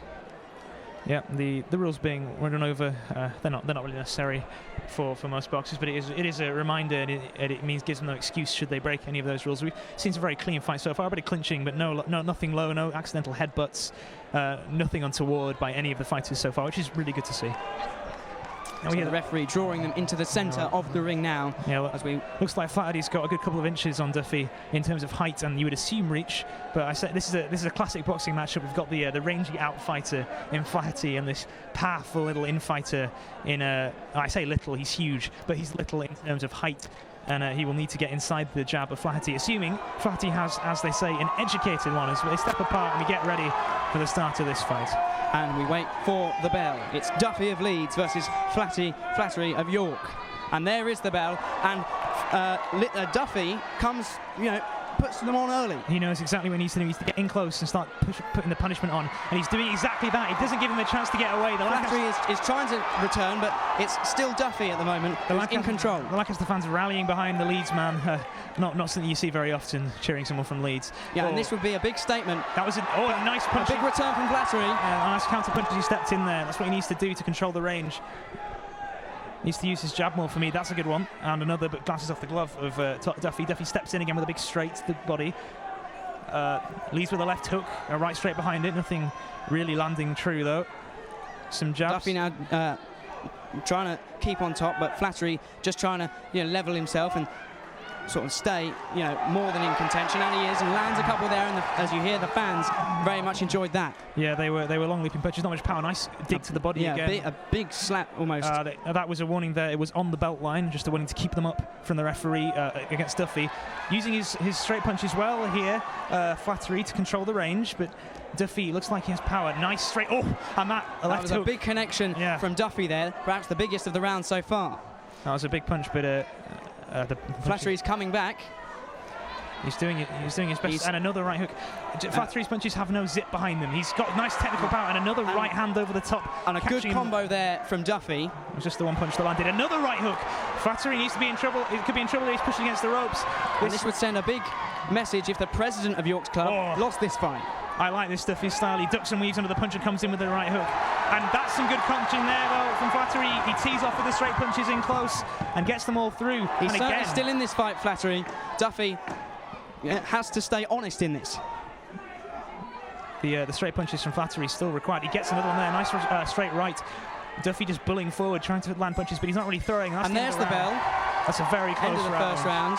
I would say perhaps Duffy did over the whole round have the edge. What would you say? The problem, this is an incredibly hard round to score. Neither the judges writing, one of them's actually finished, but I don't know how to score that one. It's the power against volume. Duffy's strikes probably landing for more pints, but for more power. But Flattery getting more in terms of volume. It depends entirely on these judges on who might win that round. That could be a split round. You could see two judges give it to one man and one to the other. Which of course makes it very interesting as we head towards the decision. And also there's no standing count now. These guys very well matched. Perhaps the lack of power on Flattery's part playing a part there. Yeah, in fact, he's got a good first round defense where we too. haven't seen a standing count. Indeed. The cornerman here, psyching that man up. Yeah, what do you think Flattery's trainer is saying to him? He'll need someone to keep his feet moving and keep his jab working. His straight punches when he lands them are great. They really keep Duffy at the edge of his range. Duffy, of course, with shorter reach in this one. They're back on their feet now, and there's the bell. Round two. It's really liberal use of the bell in this fight. In this round two is now underway. Yes, he comes out jabbing. Yeah, Flattery straight in there. He's doing really well here. But Duffy is trying to give something back again. Duffy's wimmling a bit. He's being kept to the edge of his range. He can't land short punches. Nice right hand there, though. Straight. Good. Oh, nice. Hand over the top there. Duffy pushing him into the corner. a bit grappling into the corner. Be a clinch. The referee's going to break them here. Yeah. Time out there called briefly, but they're going to be back underway presently. Nice jab from Flaherty again. Oh, digging to the body is Duffy. He does get in close. Spinning man against the ropes. Nice punch by Flaherty on the exit, though. Not really anything clean landed for Duffy for all his endeavour and aggression. This is a good round for Flaherty so far. Nice slapping left hand, but a better jab from Flaherty. An overhand right doesn't really connect. Yeah, Duffy, last time it was all coming off for him. This time, not so. Yep. He needs to keep his jab working, though, does Flaherty. Otherwise, Duffy will start to take liberties and get inside. Missing with a hook to the body. Duffy's slowing down here. His punches are losing. Nice. There was a massive jab. swing there and a step off by Flattery, and Duffy was left swinging. It was a great counter punch as he stepped in, and Flattery really taking control of this fight in the second. Nice shot left on the exit. round started. And a return from Duffy for the first time, really, in this round. Duffy's winging his punches, though. These aren't. He's absolutely exhausted. He's bending at the waist as the referee calls a break. His punches like the snap they had in the first round, and Flattery's are still. He's an unorthodox fighter. These punches don't look pretty, but they are doing the job. And he's going to come over with a couple more. They certainly look a lot prettier than Duffy's at the minute. Oh, indeed. That's a decent skimming right hand from Flattery. They slow down a bit here. These are big guys. They might struggle to keep this high pace up for 3 minutes. The start in this round was a good defense by Flattery. That gave him a platform to really come out against Duffy. These punches don't have any power behind them for Duffy. He's punching with the palm of the glove. So there's the bell of the second round, and I certainly give that one to Flattery. Flattery's round all the way. There's no way you can score that for Duffy. He didn't land any of the strong punches. He didn't work the body at all. He's absolutely exhausted. He's bending over in the corner. His coach tells him to sit down, which he should do. But Flattery, for me, has this fight in his hands. He needs to avoid getting caught by something silly stepping in. But if he keeps fighting as he has done, this is his fight to lose. Well, we spoke about the chance of fatigue earlier. We are seeing it in this fight, aren't we? Yeah, he's knackered. He looks like a powerful guy, and the problem with that power is you have to supply oxygen to all those extra muscles. And he's been throwing liberally all this fight long. The technique's already going out of his punches, and we're not even into the third yet, which is not a good sign. They're sort of slapping hooks. They can score you points for sure, but they aren't going to wobble your man at all because you're punching the wrong part of your fist. So I gave the first round to Duffy, the second to Flattery. You said maybe a split round in the first. Yeah. If it does go all the way to points, what do you think will happen? I think Flattery win this round and Flattery win the fight, honestly, from that second one. But we'll have to see how this goes. Once Flattery just comes out so much better. Duffy looks a bit refreshed from the round. He's got his hands up much more. Nice dig to the body. Be catching an uppercut on the way out. Nice. Another over the straight. Sort of lurch by Duffy with no result. But there we are. For the first time in a good while, Duffy has finally got a combo against. He has. And Flattery has just missed a number there. That's a headbutt. There was a headbutt. The referee separates. Yeah, that's terrible. And is that not a second warning? No, he warned him for clinching. He looks like she's going to take a point off here. and it is a point deducted from what was really a clear headbutt in the corner. It was a silly headbutt too. It's not a headbutt that's going to do any damage. He's still... It was unnecessary because in that exchange, Duffy had won. Look at him, he's doubling over. And he was frustrated because Flattery did the tactically correct thing of grabbing him in the clinch. Duffy, though, it looks like he's got a house of fire in him, jabbing away at Flattery, though. Yes. Now Flattery is slightly flustered. No, Flattery... But Duffy's energy does appear to be almost out. Flattery is doing exactly the right thing. He's stepping away and jabbing, comes over with a straight there, and again, but Duffy ducking in, and there's a clinch. He's knackered. There's no way you... Yeah, there's a clinch, and it was clearly Duffy holding on. Every break you see... Another miss, and I think... No, they won't take points off for a clinch. I think Duffy perhaps bought too much too early. He didn't do the damage he needed early on. Oh, and the referee says... I'm not sure the referee had to stop that there. That's a poor decision for me. It was just a step past. But yeah, they resume again. It looked like there was almost another grab there. He's shot for a takedown. I don't know what he's doing here. It's not UFC. But he's actually connected a couple there. Then there's... And that's a nice right hand on the exit. Duffy he has hit a couple, but it's still Flattery on top in this round. Yeah, this is what the problem with heavyweight fights is they fatigue too quickly, and then you get this sort of grab fest in the third. But there's still some fight. That's a nice right straight. Big connection there by Flattery. Duffy not being sort of put off by the crowd's roar. He steps in and fires the minute the crowd gets on his back, but he's not landing anything. Duffy's game plan appears to have totally gone out the window. I don't think he had one beyond land big early, unfortunately for him. A big one into the solar plexus, but Flattery, it just bounces straight off him. It doesn't have snap. No. And that round is over. And given the point deduction... I didn't hear the bell. That might be a disqualification. We'll have to wait for the... he's absolutely... Flattery's tired too. But Duffy is spent. Hang on, did the towel go in? I didn't see a towel. No, I'm going to wait for Joe Butterfield before I make a fool of myself. And Butterfield has entered the ring again now, and Harry Whittaker has re-entered the commentary box. I'll tell you what, I've just been out there amongst them, and my God, the atmosphere is electric. Now, obviously, I haven't been in here with your wise words. Who's won that, Josh? Well, Flattery, we expect, has won it. Like Jacob said, the bell we didn't necessarily hear the bell, but Flattery was definitely on top in that round, and Duffy had a point deducted. Yeah, well, we're waiting for Duffy now to take his gloves off and go over to have his hand raised. And here's Butterfield. And the winner, by unanimous vote, blue corner, Adam Flattery! That's a unanimous surprise, and the fans are loving it. Yep. The president of York's Boxing Club in the third exhibition bout has been victorious. Adam Flattery against Tom Duffy of Leeds. And really... A unanimous decision, 2 rounds to 1. Might have got the odd 3-0, depending on the...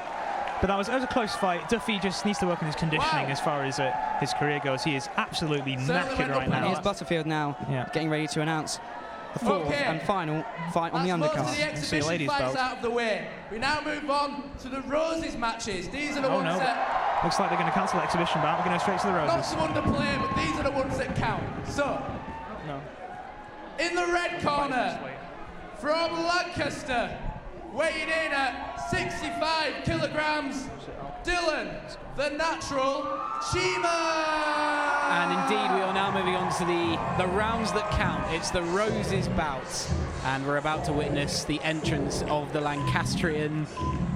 Oh, he's hamming it up. He's not coming out yet. And so, waiting for him to emerge. The crowd won't like the fact he's dragging this out, Josh. No, they will not. We've had a last-minute change. Chima. Hang on. Right, I think Butterworth might have made a mistake. We're having the last exhibition fight now. Oh, he has indeed. Butterfield has gone a buttermouth. Yeah, butterfingers, buttermouth. You're about to witness history. He's absolutely the first ever rolling in all-female bout. So this is the expected fight in opening ceremony of the fourth and final exhibition bout. Is this the first female fight of the evening? In the red corner, from Exhall, weighing in at 61 kilograms, Lauren Hall. Lauren Hall from Exhall, known really knows where that is. It's near Coventry. Near Coventry. No one knows the significance of X-Hall this evening, but They got the wrong corner. It's a comedy of errors down there at the ring. Lauren Hill will be fighting out of the blue corner. She's in the blue corner. Lauren Hall, even. So I imagine the crowd will be behind Samantha Brown from Hull, probably. In the blue corner. Closer, for sure. Lauren Hall from it is indeed X-Hall. closer. Here we go. A slightly bemusing turn of events there. You never want to have your name not called out properly.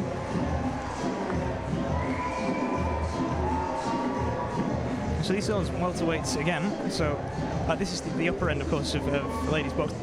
Generally a bit smaller than the blokes. I noticed she doesn't have a large entourage. Sorry about that, Samantha. folks. Certainly not compared to the last. That's In the red Lauren, corner, she doesn't have a... from Hull, weighing in at 61 kilograms, Samantha It's a big weight difference, Brown.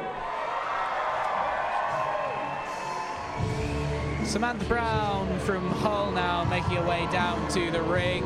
Oh, she's chosen a belter for her entrance music as she swaggers down to ringside. Samantha actually has a larger entourage than Lauren Hall, I noticed. I mean, is there any reason behind that, the size of entourage? It just depends on who travels with you. And of course, this being a ladies' fight, they will fight with headwear, as is the fashion at the moment. There's generally parity coming between amateur sporting commissioners, but the ladies lagging a bit behind the blokes in terms of complete parity with the professional game at the moment. Yeah, so just to confirm then, this is Lauren Hall from Exel, and she is in the blue corner, and Samantha Brown in the red. We're just working with this headgear now. These hats are always a pain to get on, especially if they haven't been fitted to them, which they might not have been. The fighters just now putting on their gloves. Yeah. We're about to reach the this fight marks the halfway point of proceedings, at the end of it, of course. And the real money can So we start. saw in that last fight really the effect of what a trainer can do, because perhaps Flattery was behind after the first round, but clearly something was said and he came out with a clear tactic. It was more Duffy's lack of cardio that allowed Flattery to come in. He was executing his game plan okay in the first. He has a higher boxing IQ for me, and he, despite him tiring, he kept his punches pretty sharp and straight. He was the better technical fighter, I would say. A shame, because Duffy, like a physical specimen, I expected something a bit more impressive from him, but what can you do? Looks like people are using this ladies' bout as an opportunity to go to the toilets. We've got a large exodus from the Lancaster section, and what that's all about. Well, presumably because... Oh, the bar, of course. York just had something to cheer about, and they need perhaps to go and reload. Well, the referee just exchanging words, as is customary at the start of this bout. Usually ladies' fights are only 2 rounds, so we'll see what they've done here. It is we've not been given any information from the local commission, so we are in the dark, but it wouldn't surprise me if it turns after 2.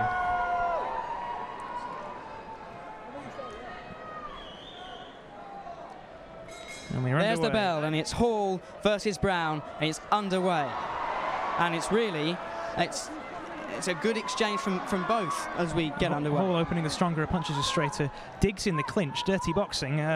Referee might want to look at that. She was on the wrong side of the clinch to see those sly hooks to the body from Hall. Brown, nice 1-2. Neither of these ladies with much pop behind their punches. We're not going to see a standing count in this one, I expect. And they clinch up again. Does the headgear also reduce the? Oh yeah, obviously it protects, especially temples. That's a nice jab though there from the X-Hall fighter. And another try again there by Hall, but that one didn't connect.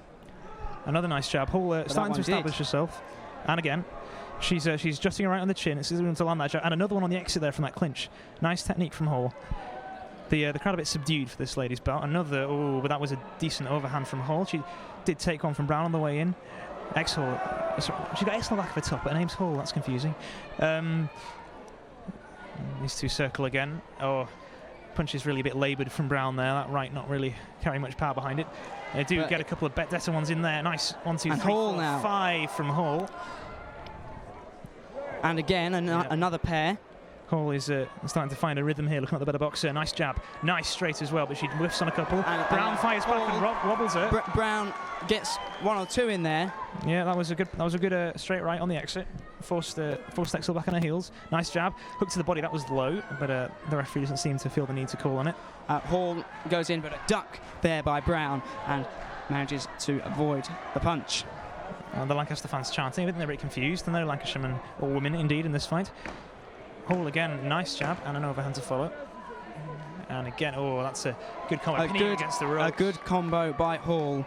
Brown there, flustered, and just at the end of that round, yeah, it was very close throughout. No, I think. But I think with that last exchange, Hall putting a number on Brown, I'd give that round to Hall. Hall had it strong throughout. Her punches were landing much more cleanly. Brown had a moment, sure, but it seemed to be more luck than skill, often sort of slapping punches that often missed and occasionally landed. Didn't really appear to have Hall in trouble at any point, except for that one straight right on the exit when she did keep her punches straight. And the Lancaster fans getting it on. Yes, an exchange of pleasantries. Yes, indeed.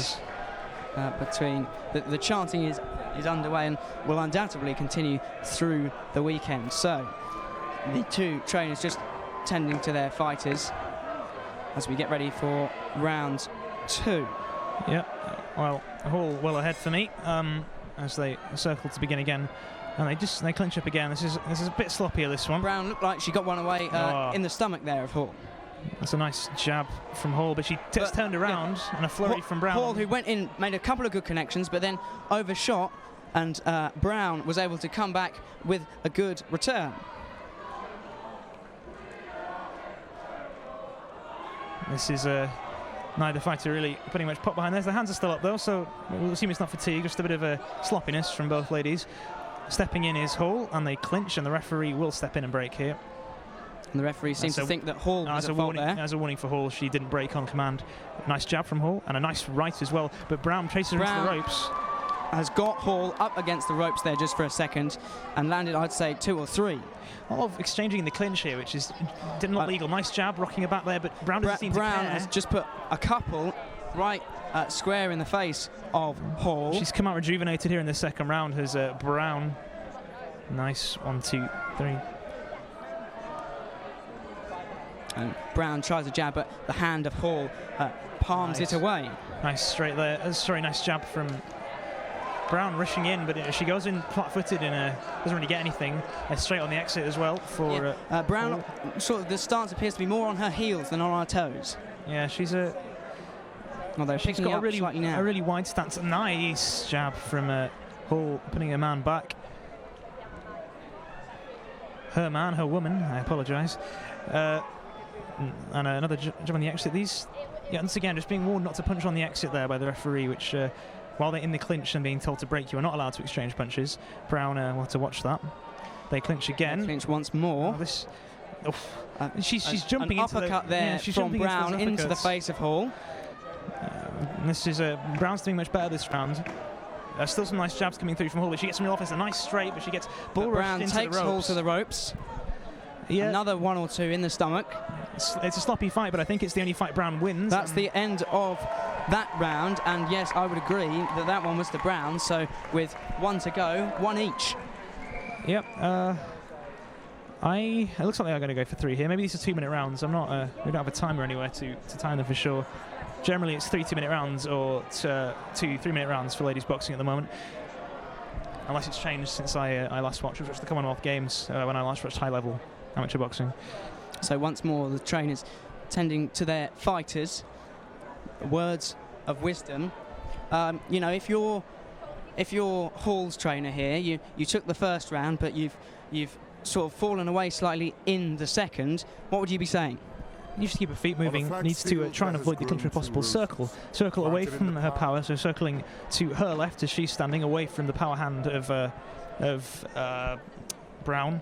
And just keep that jab out, because when it lands, that looks like a really good punch.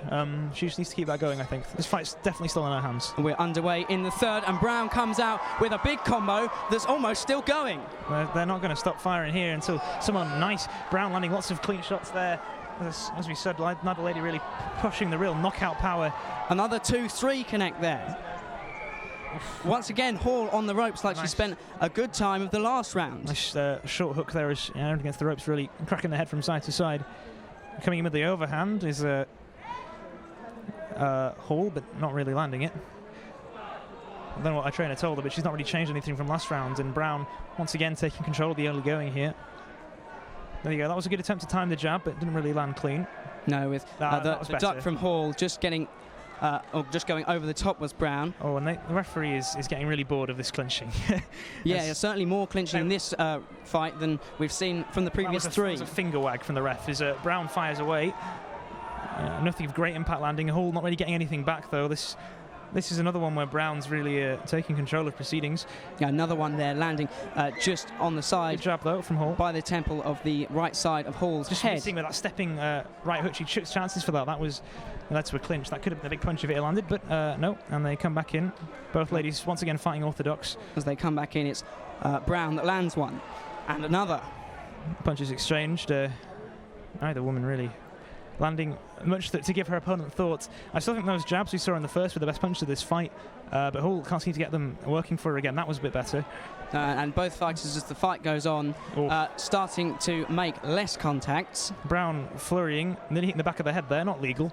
Referee seems to be okay with it. They don't have much power behind them. That was a nice good punch. Exchange there from... That's a standing count. That punch must have been very impactful in the referee's eyes. And Brown heads to the neutral corner. And she's fine, I think. That was a good punch from Brown, fair enough. Maybe the referee trying to make with that standing count there, unless something dramatic happens, surely this is now Brown's fight. I think this is Brown's fight now to lose. Hall firing away, nice. But she just get that jab on the exit, though. Needs a few more of those. Yeah, if Brown wants to win this, she just has to stay composed. There's the bell. The trainer of Brown gets up, applauds, shouts, and knows, probably that Brown is victorious. It's a close decision, but yeah, I think I'd give it to Brown. She was stronger in round 2 and much stronger in round 3. Really, the best punch of the fight, that little short right hook that landed right on the button. So Jo Butterfield getting ready now to give the result. Hyping the crowd. You'll be surprised to know that neither of these two have fought in a ring before, so give them another round of that was applause. their debut. Okay, that explains some of the sloppiness we saw. Really well done. Yeah, fantastic. So inexperience showing. Yeah, but that was a good fight for both girls. It's absolutely vital you get in there if you want to make a go at this fighting business, and they both acquitted themselves very admirably. And they'll come back. Obviously, tactical, leaving until afterwards to say it was their first fight. Oh, you wouldn't necessarily have known it. Well, the third round, the heavyweight fight we just watched was similarly full of sort of clinching and sloppiness. So that wasn't the first fight for either man. So congratulations to both ladies. We'll go to the decision. In a unanimous vote, blue corner, Lauren Hall from the judges prefer. That is surprising. Well done, guys. They just prefer the sort of disciplined jabbing of Hall over the sort of. There was a lot more science in Hall's approach, and judges are often boxing nerds who like that. And Brown looks practically disconsolate as she leaves the ring. Well, you got to lose sometimes. Brown, unfortunate, and she's given a medal by one of the Lancaster supporters. Rehash, we are moving on to the Roses Here we battle. go. Now we are. Butterfield making note of his earlier error. We're halfway through. So these are the matches that count towards who wins in the boxing event. All of these fights are Lancaster versus York Unit. Keep that in mind. Let's begin. In the red corner, from Lancaster, weighing in at 65 kilograms, give it up for Dylan, the Natural Chima. See some more welterweights then. And Dylan, the Natural Chima, getting a fair amount of booze. The first fighter to adopt a nickname. A good chance that the other fighters might not have been asked to fight the same level as these guys are. Of course, they are between the main event of the evening. Going for the slow roll on the walkout, see if he can incite some sort of crowd reaction. Not sure this is the play in a hostile arena, but he's gone for it. And still taking time, Chima, to come out to the top of the stairs and descend down the central hall steps to the ring. I can see him there. I can see a fighter in the red vest. Just inside the door. I don't know what's going on. Lancaster fans loving the choice of track to come out to by Chima, and all clapping along. Dylan!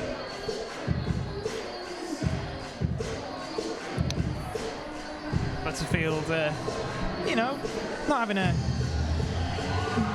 Here we go. He had a flag. I see. He was waiting for the flag to unroll, and it is the natural. It says it's an England flag. Well, the flag goes before him, and he's still up on the stage. Here he comes.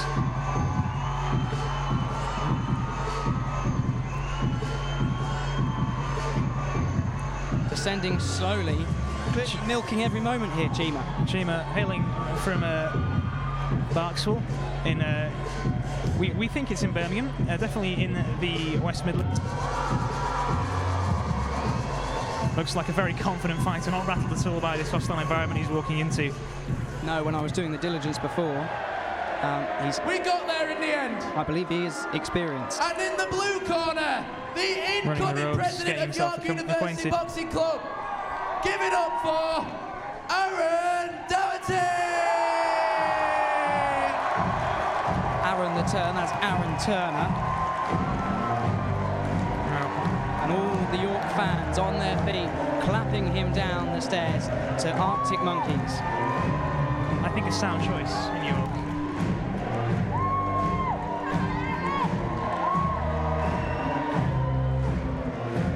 He's just approaching the edge of the ring now, is Turner. Arms up, fist pumping. And then They should let the music run while they're putting his gloves on. I don't know why they do that, it just kills the crowd. I mean, nothing's going to happen now, they're just going to put the gloves on. It's silence. Sorry. Well, yeah. Complain.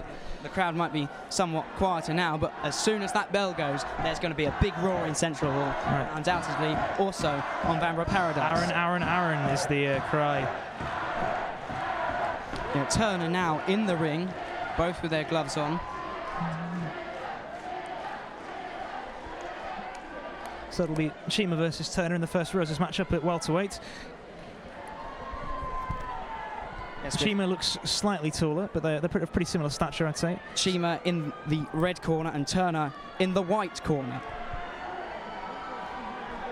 The referee beckons them to the middle of the ring. These guys are pretty much dead, even a bit. Oh, Chima stepping across the referee to get it into his man's face. He's giving it all the chat. The referee wants to keep them separate so that two eye that we know from professional boxing. Just a precaution. These fighters are so well known, not so invested.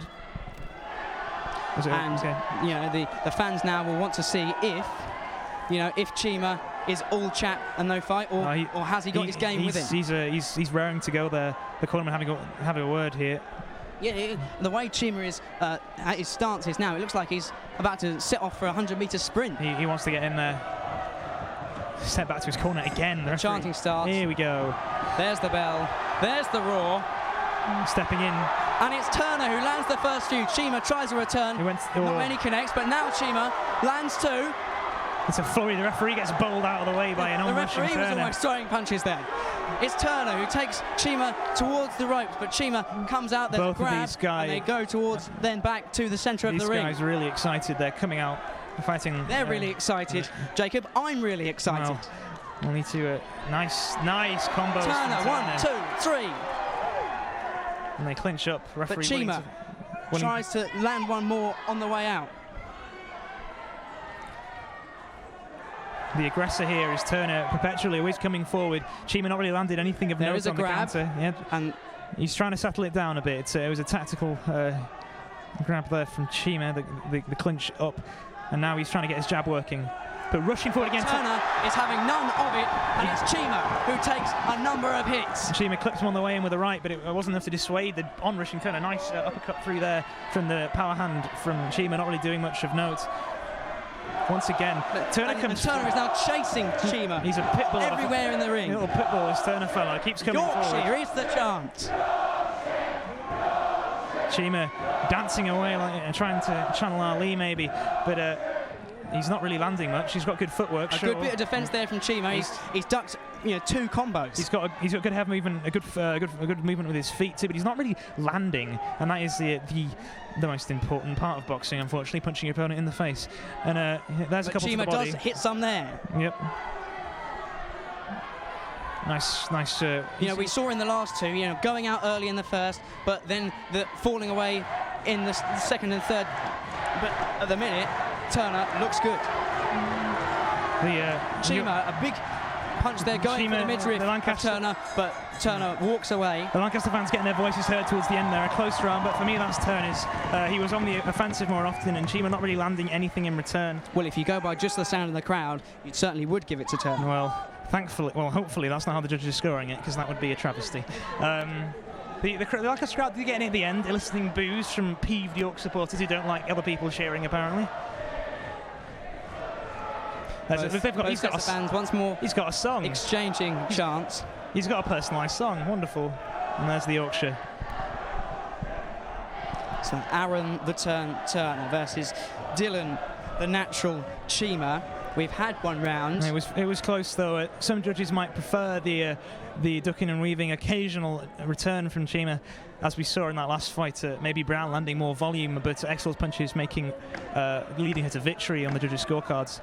Neither of these men look like they have any intention of stopping as the cornermen leave and we get ready for round two. But clearly hitting those big ones early has shut Chima up a bit. He wasn't quite as raring to go at the start of this round. And it's Turner once again who comes out early. He gets caught there by a right on the exit. And another. And another. Chima, a good exchange. They clinch up in the corner again. I think there's still a clinch. Yeah, Turner. But Turner breaks out of it and then hits two. I think Turner might perhaps acknowledging that he might lose a traditional boxing fight here, making it a bit of this inside brawl. And Chima once again has all the fans chanting the surname Turner. Trying to will him on, almost hit the punches for him, but it's Chima who hits one there. Well, they're chanting Chima because the chant for Turner is Aaron. Sorry, there we go.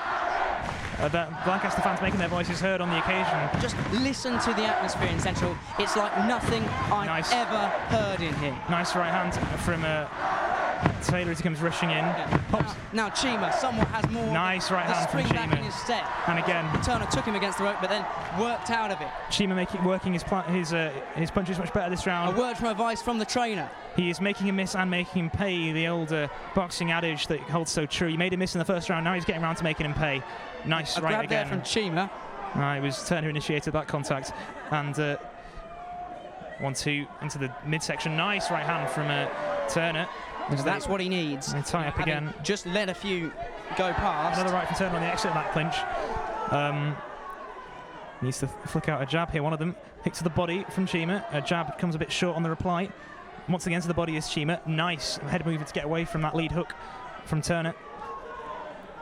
They separate just for a second, but then they're very much back engaged with Turner striking the side of Chima's head. Turner looking like he's flagging a bit here. His punch is lacking the zip that had earlier. Nice right hand from Chima. That's wobbled Turner back on the ropes. He comes out an uppercut though, and this time it's Chima who's in trouble, backing up into the center of the ring. Big right hooks that have been totally missed by Turner. That's the bell. Very close maybe round. Over the course of the whole fight, maybe Chima had more as far as he was defending better. He was getting away from the punches. I think if we've seen these judges prefer to score it scientifically, and in terms of his science, Chima the better man in that round.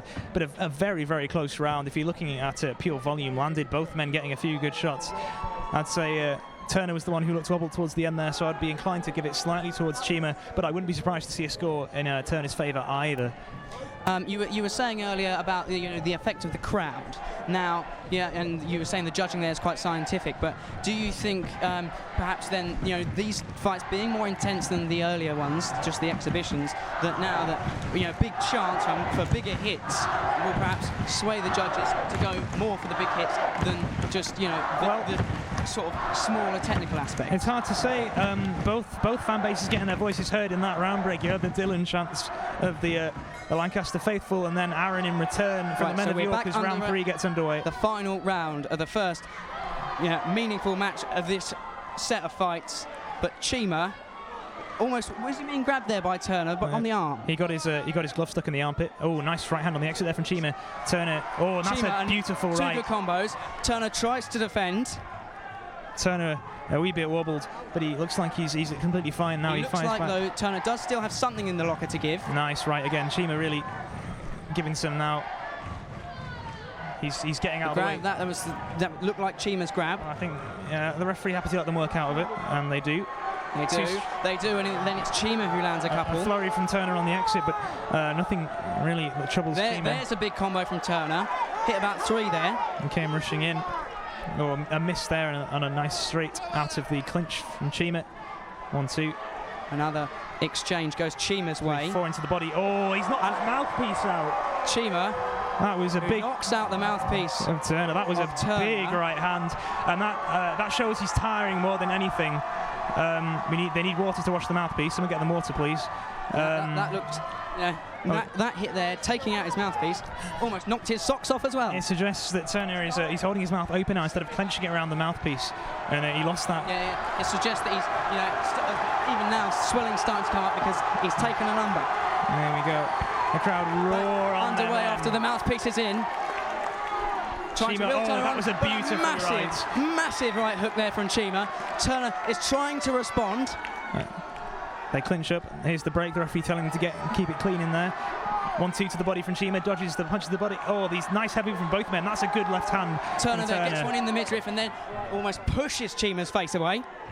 That's a nice right from Chima. That was another good punch. A bit high, really, on the heads to do proper damage. Chima, though, he's got him on the ropes this round. What a nice right hand. Got Turner into the corner. Stop. 1, 2, 3, 4. And the referee.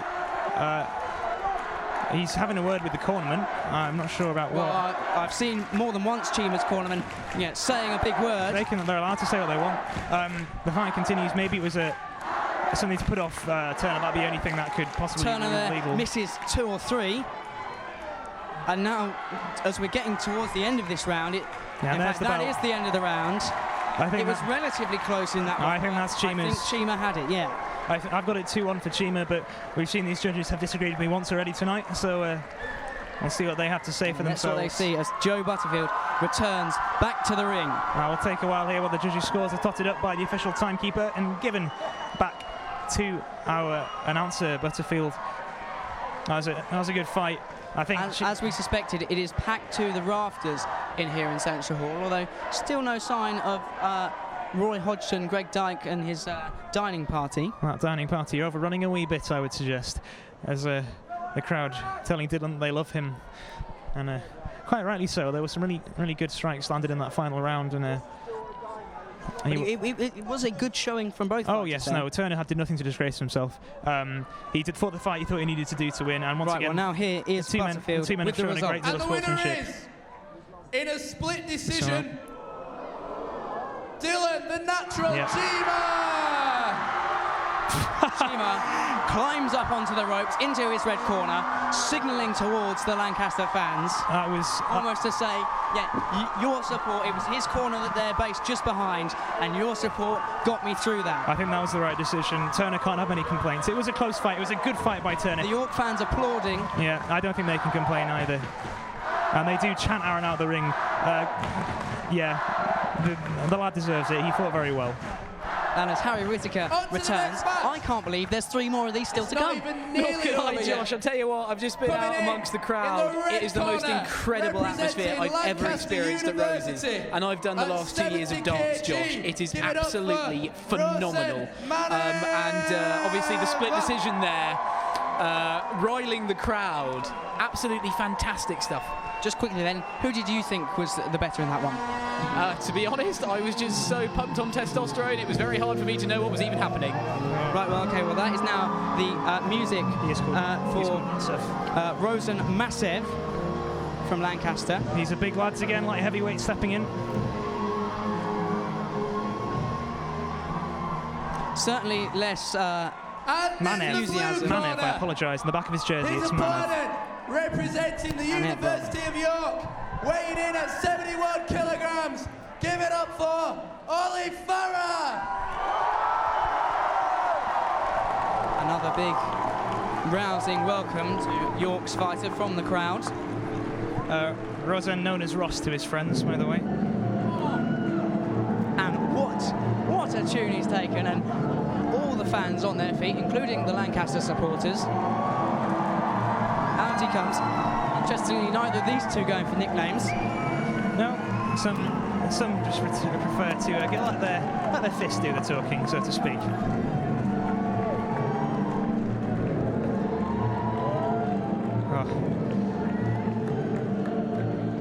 Slightly bigger men again. We might see a slightly slower pace of this one after the manic pace contested in that last fight. I think Turner did flag towards the end, but both men showed good cardio to put in 3 pretty breathless 3-minute rounds. Yeah, neither in comparison showing any let off to the other.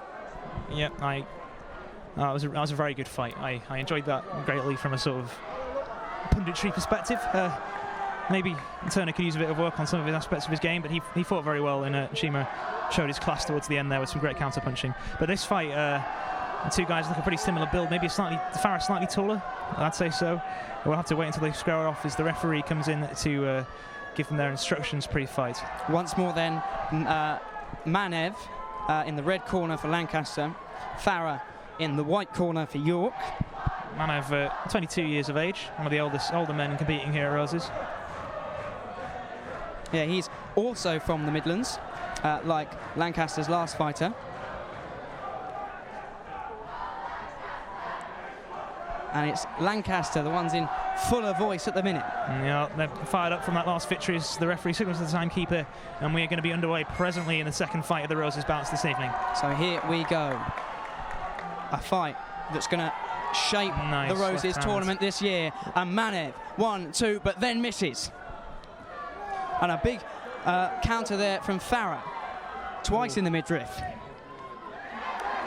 And Manev, another miss. They're both swinging loose. That was a nice right hand from Manev. He's wobbled Farah. The referee, he's in trouble here. Uppercut there, smashing the underside of the chin of Farah.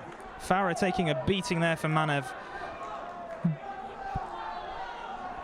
He did get a few of his own licks in, but then there's a big exchange from Farah. Manev gets one good counter in, but Farah hits two either side. They were blocked. Manev had his wings tucked and they hit his elbow.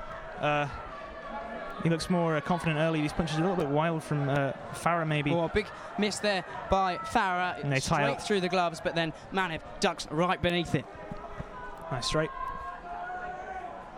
Oh, Manev. Farah trying to do some more damage. Manev just taking the damage at the minute. Call that, ref, come on. And that was almost a strike in the back of the head, yeah. Yes, he's been there. and the referee has notioned to him that that's just not on. Yeah, illegal strike from Farah. Didn't look too hard, hopefully, so it won't have any effect on the fight. Manev certainly doesn't seem to be affected by it.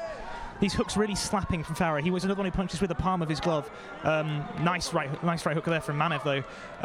They exchange again in close. This is a really tight, technical infight. This is brilliant, frankly. This is tremendous. Farah again. Now it's Farah going in for the sides.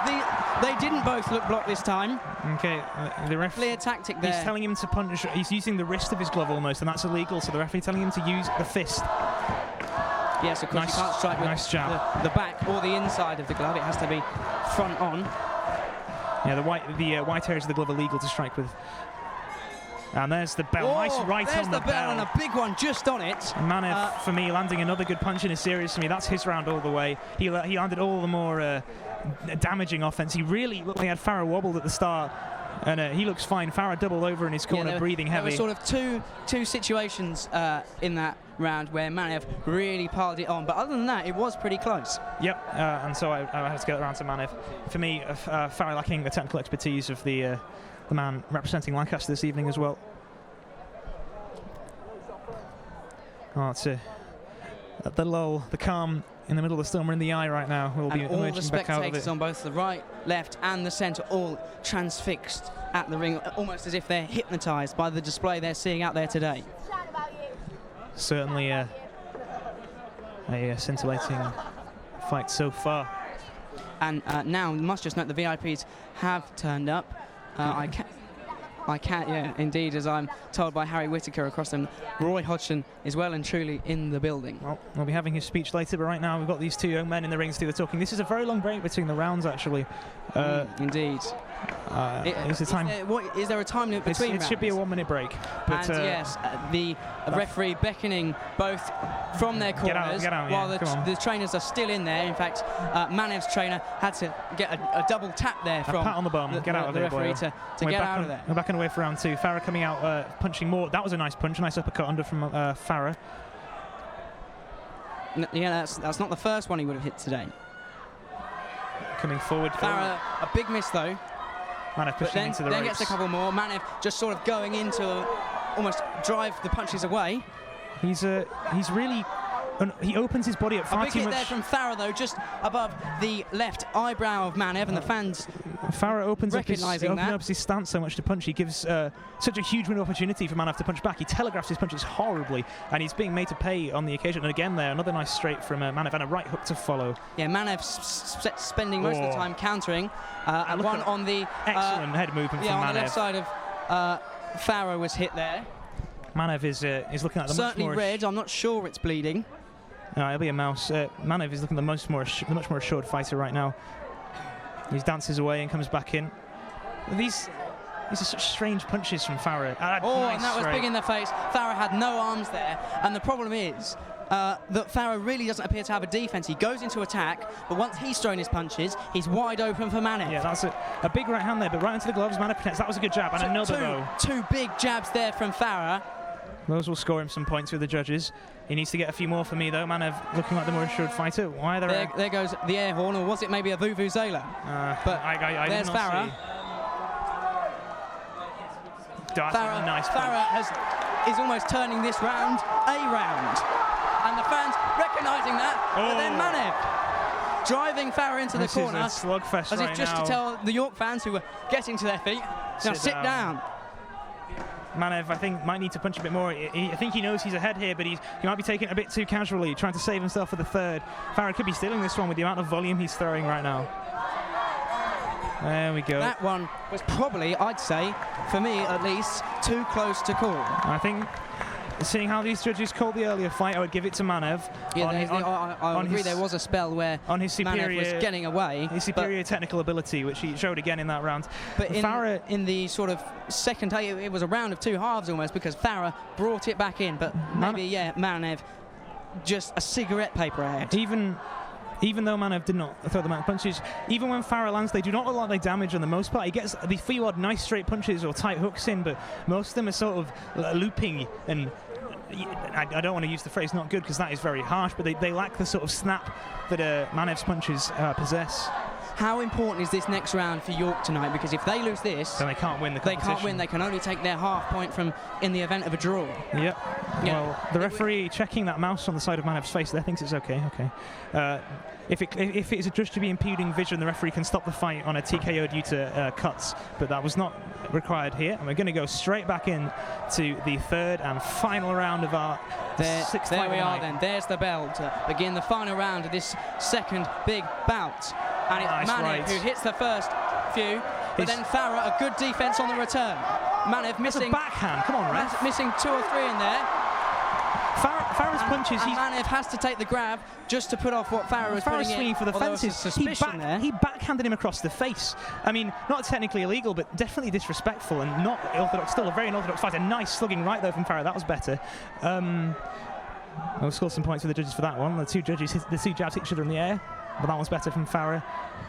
Nice duck in and missing the punch over the top, though, from Manev. And they set themselves again. Nice. Manev standing in the middle of the Hooks to ring the with ribs. Farah just outside. And it's Farah who takes 2 hits there. Manev setting the pace again, driving his man around the ring now, not letting Farah do what he did to him in the second half of the second round. The ref breaks them apart there after a clinch. And Manev trying to get round onto the side, but missing and not connecting. They exchange jabs again. This round much closer than the first two for me. There's Manev actually starting to show his fatigue. Those punches are really lacking the snap they did earlier. Well, it was like he began. Oh, that's a nice straight. A massive one on the jaw of Manev. The head sort of snapping away. That was a big scoring punch. He gets another one there, but Manev firing back with a few of his own. None of them. But there's Manev. This is like a reversal. Manev lacking the snap he had in his punches earlier, and Farah maybe turning this around. What a nice combo there. And it is. It's now Farah that has the territory in the middle of the ring, and then as he's tried to be pushed out there by Manev, Farah flinches That away. was a nice right there from Manev on the exit. And again, another good one. Look at Manev's hands. There is belt. He is tired now. Yeah, Farah's hands still higher as up. high, and you know, as Farah's jabs come in, that'll put him off. He's robs him big into the chance rope. there for Farah, The but couldn't referee connect. standing in close. You might be about to see a call here if Manev doesn't start thinning around. Another nice right, but that's a decent combo there from Manev. Farah taking. But look at how tight he is. He's Yeah, leaning that's into gonna be- Farah. He's swinging either side. And do you give that round to Farah? That's got to be Farah's round. It all falls on that second round. I gave it to Manev narrowly, but the judges could have seen I said it it the was other way. probably too close to call. So maybe are we expecting another split decision? And we'll have to see. It's up to the judges now. In the hands of the judges. Will the home crowd make a slight impact? Will Farah swing that second round? The first certainly Manev's, the third certainly Farah's. The second is the round in dispute right here. And once again, Butterfield entering the ring. And again, off goes the Farah really grew Vuvuzela, which has only been going since Roy Hodgson arrived, so maybe he may have brought it with him. Farah really grew into that fight. I'm impressed by his performance after really looking a bit wobbly, especially that third round was really good from him. He benefited from Manev tiring. Manev wants to work on his cardio, I think, in the future. He's still calling for water in the corner now. But yeah, really good performance from, what's his first name? Ollie Farah. Yeah, up against Rosen. Manev. Yeah. Ross to his friends, I'm told. Called to the referee now for the decision. Going over to Joe Butterfield. Another fantastic bout, guys. But the winner is, in another split decision, the As blue expected. corner, Ollie Farah! And there you are, the last round is what has done it for Ollie Farah. And now it's game on in Rose's fight night. 1-0. Well, there could be no complaints. Harry Whittaker. Hello, sorry to interrupt the boxing, but you may remember in the preamble we had an update from Roy Hodgson because we knew that UC President Sam Maguire and USO Activities Officer Chris Wall were at dinner. We had no reply from the text during dinner, but I have just received word from the UC President. Apparently Roy Hodgson's film of choice is the Grand Budapest Hotel, and UC President Sam Maguire says they are now officially firm friends. That was an excellent fight, as I said. In the red corner, and we're calling some other fighters out again. Lancaster University, weighing in at 70 kilograms. Give it up for Dan James. Aggressive song to come out to. He shadow boxed his way down to the ring. First time really see do that tonight. That's a big choice. Well, let's hope he's not doing anything dirty in this fight. Yeah, on that last fight, a deserved victory for Farah. I have no complaints with his call. And in the blue corner, representing the University of York, weighing in at 70.5 kilograms. Give it up for Dan Aaron! And a big roar, and no doubt, as a result of the conclusion of that last fight. You heard there, so it's Dan James against Dan Aaron. Everything dandy in this one. Well, Dan versus Dan, in Rose versus Rose. It'll be Aaron versus James. Aaron for York, James for Lancaster. And again, the glove-fitting lull that is not really orthodox with any level of boxing. No, usually they'd keep the music playing right now, but...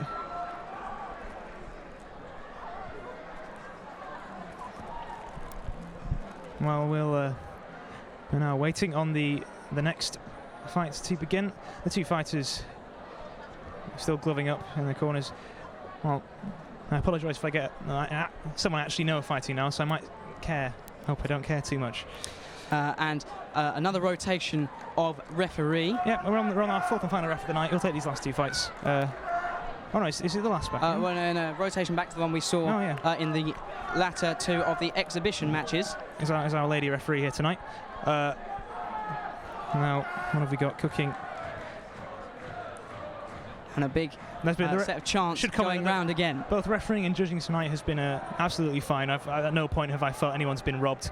Maybe Brown has a case, but even then you can easily make the case for Exhall in the earlier fights. Looks like we're taking a while to get Dan James sorted here in his corner. But Dan Aaron is ready and... Yeah, ready and raring to go is Dan Aaron of York in the white corner, up against Dan James representing Lancaster. And this one, again, it's a case of whoever wins this one is guaranteed half a point. Guaranteed another half point on the board. Could be vital in the run of things towards the end, though usually the running margin Roses. We'll have to see.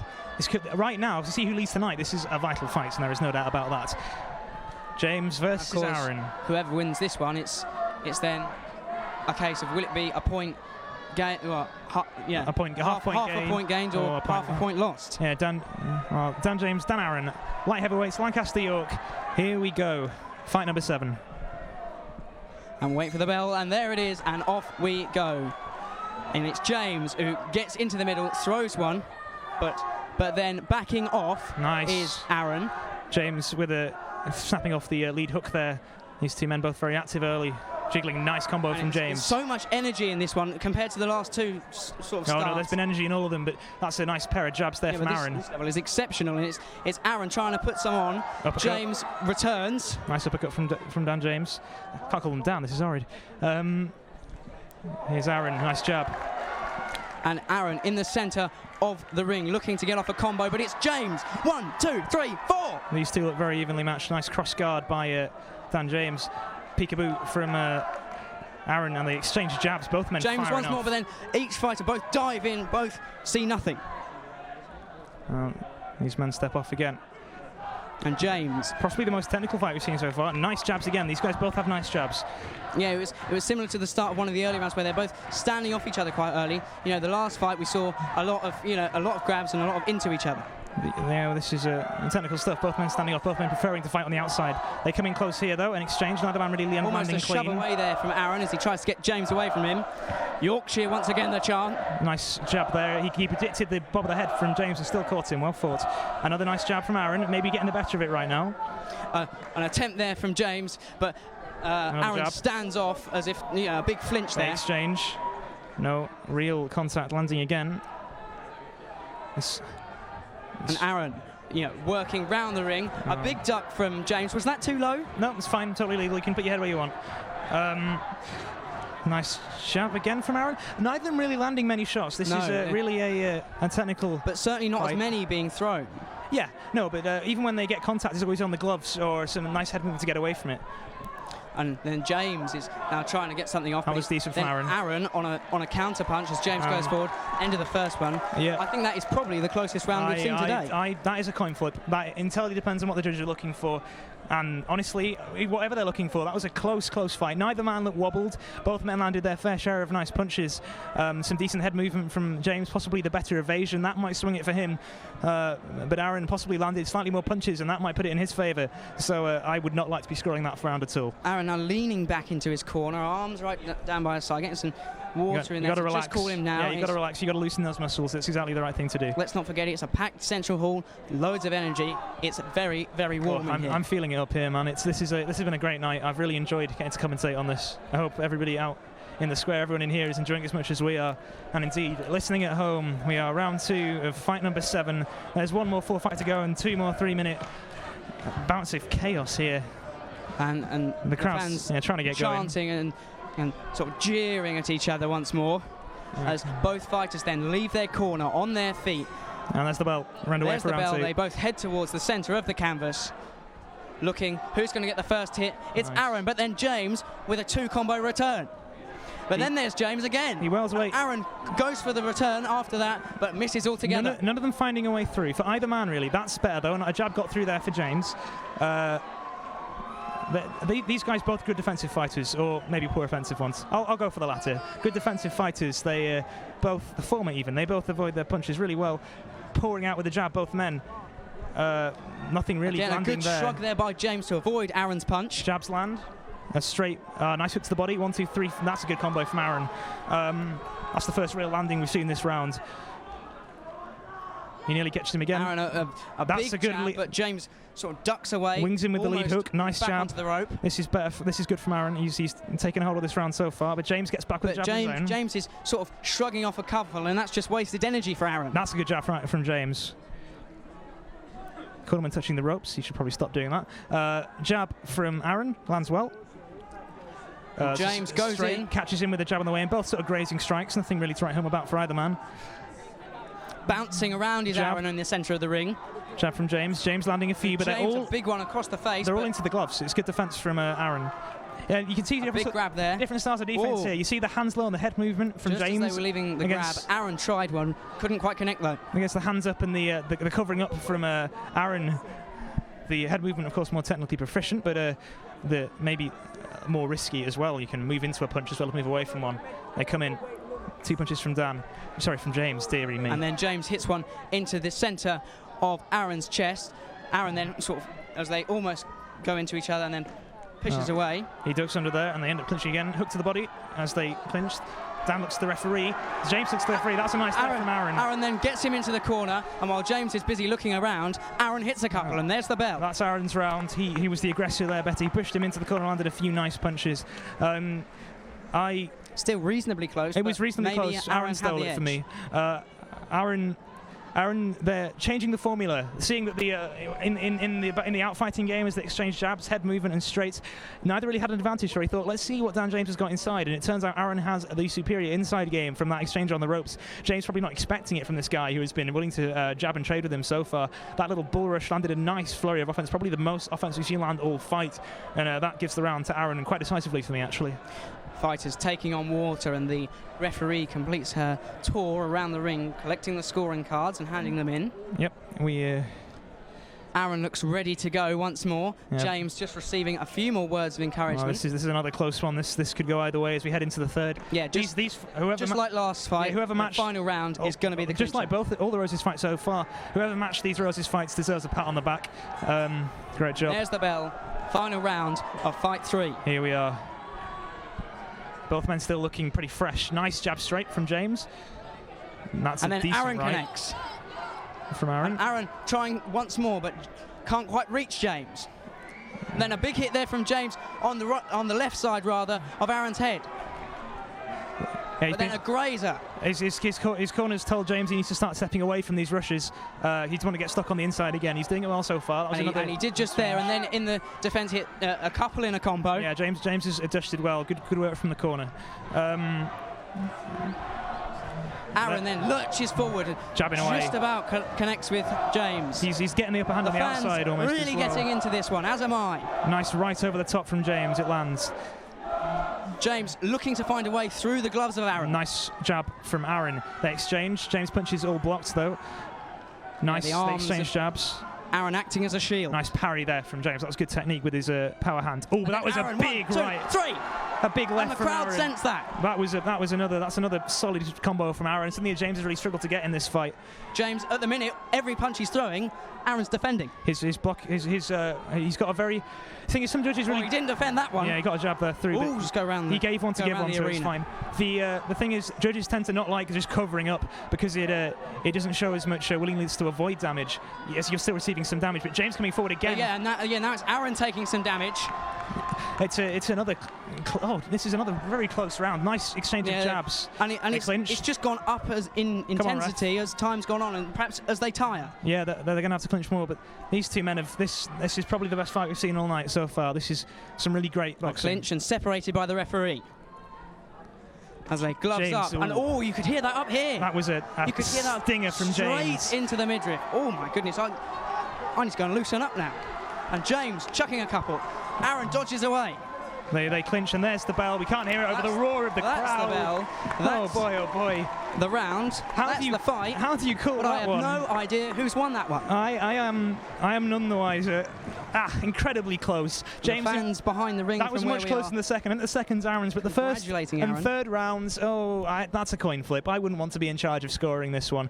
And we could see another split here. We might even see a draw if one of the judges feels that first round could have been scored at 10-10. If this one was to end in a tie, it would be the winner of the last fight who would take the prize. That would be just as dramatic as you could possibly imagine. Yeah, take that with a pinch of salt, though. As I say, draws very, very rare in modern boxing without point deductions, of which we saw none in that fight. But yeah, a fantastic fight, very clean, great technical boxing from both men. Nice range of strategies employed as well. I applaud both of them. Great fight. And the Lancaster fans looking from away from Dan James. Yeah, they. None given. I don't think he's got any energy left. Neither does Aaron. It was an intense fight. They both gave their all. Maybe not in as high volume as we've seen some of the other guys do this afternoon, but this evening even. So and now we go to the decision to Joe Butterfield. Joe Butterfield to give us the result. Match. The winner is, in another split decision. Another split decision. Blue corner, Dan Aaron! And then there you are. Well, I think that decisive second round swung it for Aaron. James was not outclassed. It was incredibly close, but I think when he watches the tape back, he will see that that second round was a decisive round, and he didn't have one of those. It's a great fight. Roy Hodgson and the other VIPs firmly still in their seats, but when that decision came out, everybody in a white Roses, hashtag Roses are white t-shirt, leapt into the air. What a great fight. Congratulations to Dan Aaron, who gives Roses at least a half point this evening. Commiserations to Jan James, who fought fantastically well. He receives a medal, as in the Lancaster, both teams are doing for their boxers. Here's the main event of the evening now, boys. Aaron, the philosophy student, did he just outthink his opponent? Here's Joe Butterfield. It all comes down to this last fight, and it's the fight we've all been waiting for, because you know who's coming up. So I want you to cheer as loud as you can. In the red corner, representing Lancaster University, weighing in at 71 kilograms, give it up for Joe Hollingshead. Flight of the Valkyrie, yes please. Top choice. Joe Hollingshead. And he struts out with a bit of swagger out the door down the stairs. This is a computer science student. I mean, your day job doesn't define how good you are between the ropes. They're not going to cut it before the horns come in, are they? Come on. There we go. Oh. And you must imagine now the Yorker fighters running away.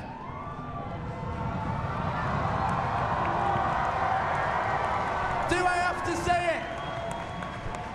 We've picked him. He's our champion and we love him. Give it up for blue corner, York, Laurie Twine! Oh, that's the loudest roar we've had all night. And perhaps right for the last fight of tonight, the eighth fight we've had, the fourth and final fight that's going to decide where the points go from the boxing. Another strong entrance song. I've got tingles. It's electric in the central hall here. And for these two lads getting into this ring, Hollingshead and Twine, it's not only probably the biggest moment, or definitely the biggest moment in their boxing career, but perhaps also the biggest moment in their entire lives.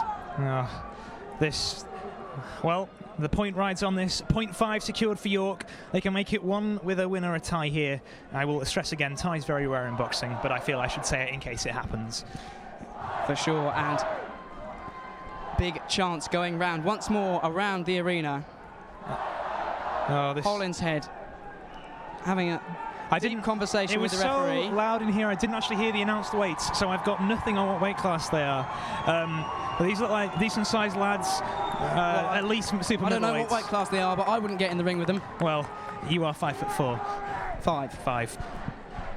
Try and do me out of an inch, Jacob. Anyway. Oh, I'm sorry, friend. The fans almost leaning in, trying to get as close to the ring as possible. Well, the referee has completed his instructions. They're now going to step to the centre to receive one final chatting to. No headbutts. No punches below the belt. Again. No grabbing the ropes. Lads, keep it clean. And they touch gloves. 1, 2. Here we go. Where's the bell? Good luck to both men. Poised, the referee almost building tension himself. There's the bell, and the final fight in Roses Fight Night is underway, and it's Twine with a big punch, but then Hollingshead on the counter. They come out firing, both men swinging, not much. Hollingshead tries a couple, but they don't hit. Deflected by the gloves, and oh my goodness, a very big one. That right straight caught him at a looping hook. A good jab though from Twine. Twine again, bang, straight off the forehead of Hollingshead. Hollingshead looks like the taller man to me. He is. I was going to say that was quite a reach there by Twine. And they exchange again. Nice right from Twine. But then Hollingshead backs off well as Twine puts a 2 combo just to the air. He falls with the jab. These two both fighting more aggressively than our fighters in the last fight, but they're still quite like taking. Nice jab from Hollingshead. Nice jab. Will they last the distance? We'll have to wait and see. Another exchange, one each there again from Hollingshead and Twine. That was the better of that exchange went to Twine. Off the back end of that. Oh, he wobbled in there though. And then a big one into the midriff from Hollingshead. Hollingshead is coming in heavy, but they're not always hitting. Oh, straight off the cheekbone of Hollingshead. Laurie, the chant from the York supporters, willing their man forward. Surely this pace won't continue for all 3 rounds. Oh, you wouldn't think so. Well, that's a big overhand just missing from Twine onto the gloves. Can't find quite a way through the gloves of Hollinshead there. Twine, I think, landing more regularly at the moment, though. He's got the early advantage. Nice And right another hand one from there, right Twine. off the nose. His hands are fast, man. He's got some real speed to his punches. Another one, bang, Oh. bang. 1, 2, 3. Hollinshead, frankly, his hands are just been. Oh, he's down! Oh my goodness! That's The a drama knockout! That's at the it! end of the Roses It's over! tournament here. The Twine That's is the on fight. the canvas. No, that's it. The fight's over. That was a brutal knockout. He was out cold. Twine on the canvas here. Just unbelievable drama at the end of Roses Fight Night 2015. That was absolutely amazing. A fantastic right hook. He caught him leaning into it, and he put him on his back. The referee, that was called straight away. The referee knew he was done.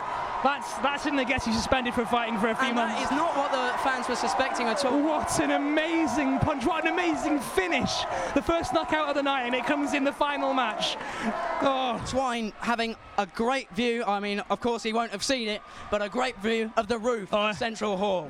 That was I am without words. What an amazing punch from Joe Hollinshead. And he's the hero here tonight for Lancaster. They split the points, 0.5 each. But the winner here has been all the fans. What a fantastic night of action. Well, without words, and myself, along with you and the rest of the fans in here, astonished. Here's Joe Butterfield. Turn his mic on. No one's turned his mic on. And the winner by knockout, Oh dear, Joe Joe Butterfield talking to nobody. Hollinshead. Well, it was a knockout in the first round to Joe Hollinshead. What a punch. And Harry Whittaker comes back in here. The word, one word, unbelievable. It's unbelievable. I've never seen anything like it. We were hoping for a knockout tonight, Josh. We basically got one. It's I mean, no one was expecting that. The build-up was so huge as well. The entirety of Central Hall chanting for Laurie Twine. And Twine was getting there. He was, on top. Maybe Jacob, was it half a point lost? It could have been, but honestly, that was a beautiful punch. I have no words. Hollinshead timed him coming in and caught him right on the button. The best punch you've seen on the line. It was the last one. Excellent. Yeah, you don't catch them swifter than that. That means we ended a draw tonight, 2-2. So for the rest of the Roses weekend, there's still all to play. Can we now ask Cass back up to the stage, along with the presidents of both clubs? Perhaps just a draw, probably a fair result, but all the fights were so close. But what a great way to end this, and both teams in good spirit. Absolutely. I'll tell you what, it was an absolute plot twist. No one was expecting that. No one was expecting Twine to go down. Least of all me. Yeah, absolutely. You're listening to University Radio York and Bailrig's coverage of Roses Fight Night 2015. The boxing has just come to completion. We see the president of the two boxing clubs on the stage now. And after that, we're going to hear from the man himself as Roy Hodgson and Greg Dyke take to the stage. Everyone wins. Split point, 2-2.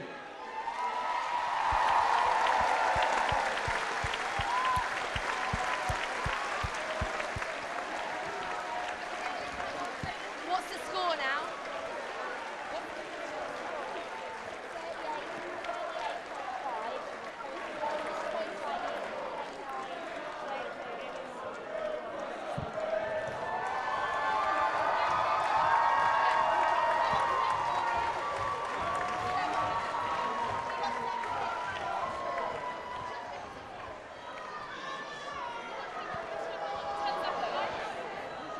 Okay guys, that concludes tonight's fighting.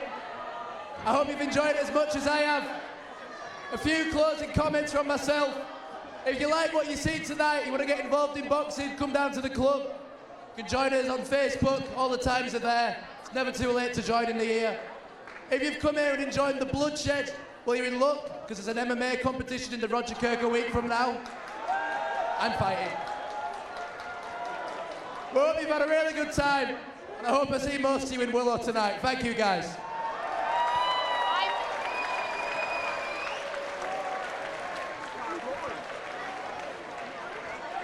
And now we need...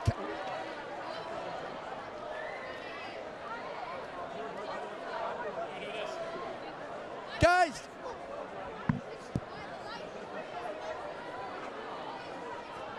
It's not working, it's not working. that was a sensational evening of boxing there. Don't leave yet. It doesn't We've still got look stuff. like Get back. people exactly know what's going on, because a lot of people started leaving to go outside for the fireworks, but I believe Roy Hodgson is still to take He to is, hopefully. I'm sure you Cass, agree. Cass is now on stage. Absolutely incredible. Congratulations to both Lancaster and York. We're all so proud of you. One thing you probably all want to know is what the score stands at the minute across Roses.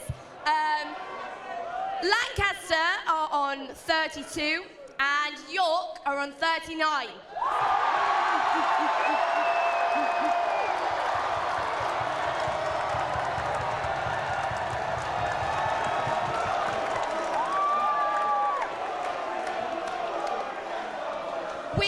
We're just going to have a very short interval before Roy Hodgson gets in the ring, along with York's Chancellor, Greg Dyke. So bear with us, get a drink, but be here in a few minutes' time. Thank you.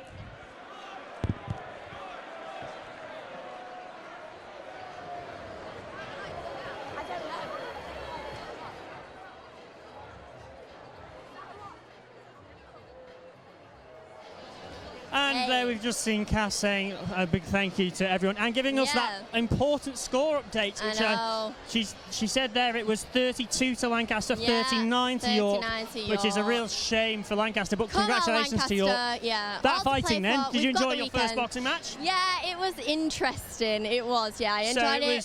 So it was 2-2 there in the number of bouts. That last one was brilliant, that first round knockout, which gave Lancaster the evening of the points there. Lancaster really got behind everyone. Yeah, there's not many of Lancaster here, but they seem to be really cheering on the They're still sport. going as well. So that was really good. It's good to see that Lancaster were cheering for York and York were cheering for Lancaster as well. So you've been very busy on social media. So we're now going to head down to the ringside where Jess and Grace are there. And hopefully they have a few more tweets of your guys. Hopefully. So, Jess and Grace, have you enjoyed the fighting? Hello, yes, we are here at ringside. There are people everywhere milling around, waiting for Roy Hodgson to take the stage. That was very dramatic. I have to say, we were sat right at the front, weren't we? I have to say, that was the most intense sport I've ever seen. And we probably had the best seats in the house. We definitely did. I'm sure you guys up there are very jealous of us, although you had a pretty good view as well. We had an amazing view down here, and I have to say, a draw. Oh. But I have to say, it was a pretty amazing fighting. I couldn't believe that knockout at the end, though. That was, I think it took everyone by storm. It was something that no one expected. It was really exciting. People are still tweeting in. Don't forget, you can use the hashtag Roses2015, and don't forget to support your uni. Hashtag I am Lancaster, or hashtag Roses are white. Grace, what have people been saying? Apparently, there's been quite a crowd gathering on Vanbrugh Paradise, according to York Student TV. Hello, York Student TV. That's us. You're watching York Student TV. And you are saying York are killing it. We absolutely are. I quote. I think it's safe to say that we're doing a pretty good job hosting Roses this year. We've got 7 points in the lead overall as well. Even though there was a draw here, we're leading overall. Let's see if we can maintain that lead. That's very exciting. I think as an opening event as well, it was pretty exciting. Chris, what's going on back up there with you? Well, we're still waiting up here, watching people milling around and stuff. I'm going to say a big thank you to Jacob Lawton and Josh Kerr from Balerig FM and Your Y, respectively, who did a great job on the commentary. They certainly know a damn sight more about boxing than I do. So that was great to see us having some great commentary from there. It was. It was very good to see the reception that the exhibition fighters got, because some of them aren't even from. We had Hull, we had Leeds, we had York St John. Yeah. And it was good. They don't have a home audience or an away audience. They don't have an audience at all, and it was good to see they still got behind them, so that was good. Yeah, they got a good reception, and that was really good to see that. Yeah. So, just a rundown of what's happening for the rest of the evening tonight. We are waiting for Cass to introduce Roy Hodgson and Greg Dyke, the Chancellor of York University, for them to do their talk. And then Cass is going to do a closing speech, and then we're all going to head over to Vanbrugh Paradise, where the fireworks are going to take place. But before that, there are a few other things happening. There is going to be some stage entertainment, I believe some dancing on, which is going to happen whilst people get out of there, because you can't empty a place like this in 5 minutes. So there's going to be a little bit of many people here and our very own Lizzie McGee is going to be out there. That's what we're doing. Yeah, we're just waiting for that, and Lizzie's going to be out there and having a chat with people out there and see how exactly. how it's I'm going. excited for the fireworks. They'll be Yes, good. Roy's going to count There's them down on the a lot of stage. people outside. I just nipped outside, and there's so many people outside. Yeah, I've been looking at the feed we got from outside, and it looks very good. It's nice out there. So It's a nice evening as well. Touch wood, it's not raining or it's not Exactly. currently too misty I to know. see anything. Hold off rain, please. Yeah, just give us about another hour. That'd be perfect. So For the yeah, rest of the weekend. the rest of the weekend will be good. Unfortunately, I believe it's going to rain on Sunday. So it's unfortunate that we're not going to stay dry all weekend. But we have What's got coming an up absolute load tomorrow? of fixtures. If you go onto Roses Live, you can see the full timetable for the weekend, and you can sort of plan what you're going to be It's seeing. so busy. Just I'm so plugging from a media excited. point of view, we've got the swimming pool happening all day tomorrow. From Yeah. I think that's sometime. I think it's about 1 o'clock. Our coverage of that is starting. I think the football's at 11. No, it's not. It's been moved actually. Oh, is it? Yeah, Right, the men's okay. first football. I don't know how many of you'll know this. The men's first football was scheduled for 11 o'clock till 1 p.m. However, that's been moved, I believe, to suit Roy and Greg's timetable, so that the match is now taking place They will 12 announce it. till 2. Who better to announce So that'll be that? good. And as soon as that finishes, we're going to be packing up there, and we're going to be heading over to the darts, which we're aiming to get to around 5-6 o'clock. Catch the second half of the women's Yay. darts, Nice. and we'll have a studio show happening that night as well at the Roger Kirk Centre Yes, live so at the tune darts. in for that. So we'll be having all of the men's darts and as much of the women's as we can get set Remember up for. to get following as well and hashtag Roses 2015. Yep, see as many of those tweets coming in. It Yeah. was great to see that Jess and Grace already had quite a lot of tweets down Yeah, there. it's good. So the other things that are happening tomorrow in the swimming pool. Have you seen what's happening in there? No. There's the standard, there's the swimming, and there's the water polo. The water polo finishes the evening. Yeah. That's a really That's in the exciting morning. evening. In the morning, But, catch that. Yeah, the water polo's actually Rugby. finishing it. When's the rugby? The rugby, there's bits of rugby tomorrow. The big match, the men's first, is on Sunday. Sunday, yeah. But That's towards yeah, it. so that is actually happening just before the closing ceremony. That men's Yeah. first rugby match. Ooh. If it goes down to that, it's going to be an incredible atmosphere. I That will be suspect very Roses will have been won by tense, one yeah. side or the other by that point. But we can expect an exciting match know, yeah. regardless of that. And then after that on Sunday at 6 o'clock is the closing ceremony. So that'll be happening 6 till 7, and that'll be awarding the Carter But we've James still Trophy. got loads to come yet, so Still got loads to come before that. it's not over yet. No, there's an awful lot to come before that. It's only just started. It has indeed, yes. So as I say, tomorrow is football, swimming pool, and darts on the live streams, along with everything that's happening in the sports centre. Absolutely everything that happens in the main sports hall is being streamed Yeah. live. There's a whole host of things happening tomorrow. Yeah, Sunday, you I can see believe, the a lot of schedule badminton as on well. Roses. So that'll be good. Yeah, So, website. yeah, and Sunday is the men's rugby is going to be live, and the badminton is going to be live, and the closing Badminton, ceremony is that'll going. be fun. The the badminton will be good, and then the closing ceremony will be live. Yeah. So that's what you can look forward to from the live coverage from LA1 TV Yeah. and YSTV. If you're on Roses Live, have a look around at the video-on-demand content. You can catch up on Yeah. things that you've missed. We'll have bits of highlights from sports that we're not covering live. We're going to try and cover as much of a variety of stuff as possible on there. And if you miss anything, if you want to watch them both at the same time, Yep, you could set check up it out on the website. You can try and watch a couple of sports at the same time. And the score, the official score, is always updated on Roses Yeah. Live as soon as it is known. So that is the best place to keep Yeah. track of the score. It's great. There's only 7 points between us. I know. It's great this year. It's the first year that both universities have worked together on Roses Live. Yeah. So it'll be the first It's time been that fun. when we come to York, we actually know exactly where to look for the score. I remember last time we Yeah, were here. you were here last year, yeah. 2 years ago, there was 5 different websites with 5 different score totals. Whoa. Every single one of them was different for the Oh, okay. entire weekend, which was entertaining there. But no, just go to Roses Live and you'll see the score as soon as we know it. So, have you enjoyed the boxing? Really enjoyed it. It's been a real good atmosphere. There's only a few Lancaster, but we have come out with strength. Yes. We have not backed down, and yeah, it's going good. But I we're know. still I waiting. have just said that Roses Live is always up to date. I have just checked actually, and it's a few points behind, but it will be updated Yeah, as you soon have as to bear with the those points website. are in. So yeah, that will be on there as soon as we know. If you look at the timetable for tomorrow, the sports hall, actually things kick off pretty early tomorrow. It's 9 a.m. we kick off with a mixed badminton.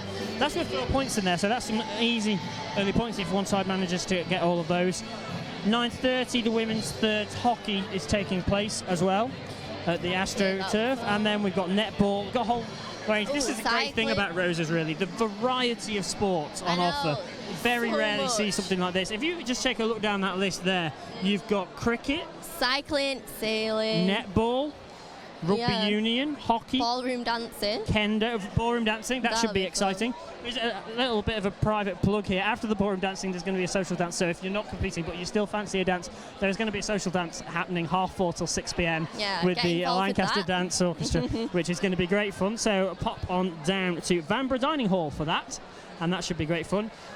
Later on, starting at 12, we've got the snooker, then we go to football, lacrosse, more cycling, debating, which is an interesting one. That's, again, worth 4 points. So it shows you that not only the sporting activities that can win you the points here, there's things like debating. There's University Challenge on at some point over the weekend as well. Pokemon, yeah, they're doing an exhibition match. That's the first Nice. time that's ever been involved. So that'll be a really There's interesting a thing. lot of new sports going Yes, out. if you isn't look there? at the matches, the fixtures in Roses, there's been a huge expansion over the last few years. it's fun. It involves everyone.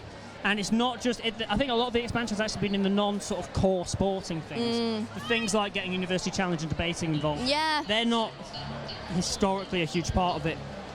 So that's great to see. If you also look, there's a variety of things that are taking place off campus. Unfortunately, that means it's a bit harder to get there, but there's things like snow sports are taking place off campus tomorrow. We're streaming that. Yeah. Well, no, we're not. We can't do the snow sports because it's off campus. It's really difficult. I've always wanted to do it. What we try and do is try and send a few GoPro cameras on them Right. to get some footage of them throwing themselves down a snow slope as fast as they can.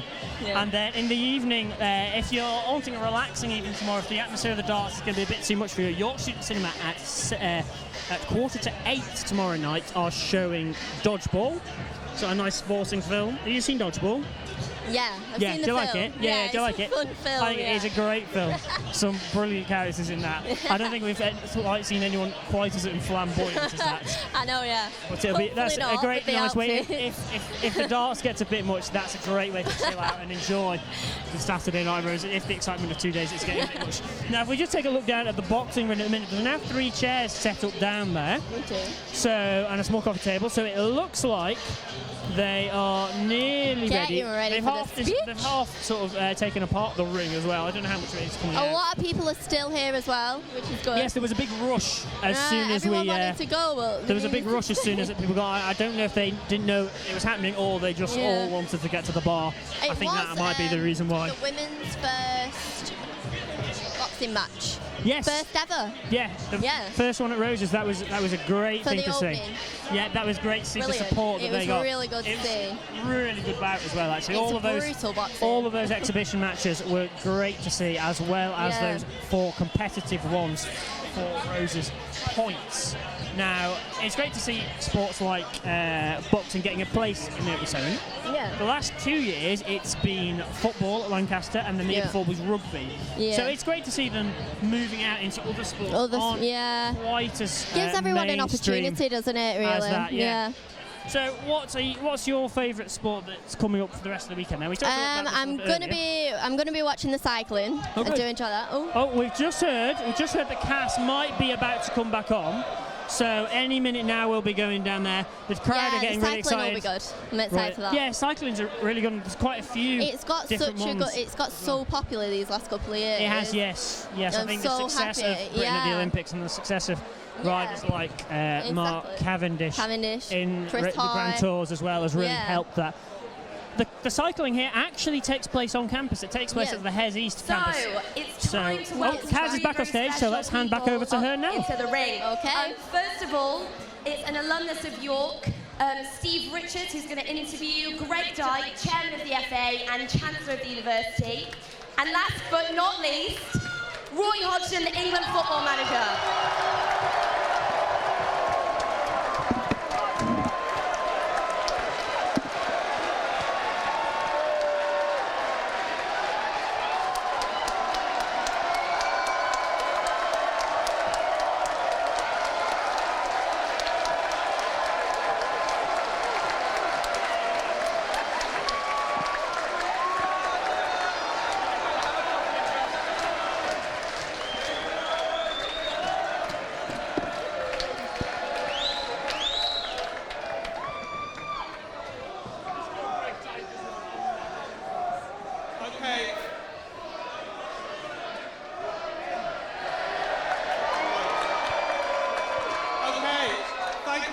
very much indeed for staying on for the second part of the evening.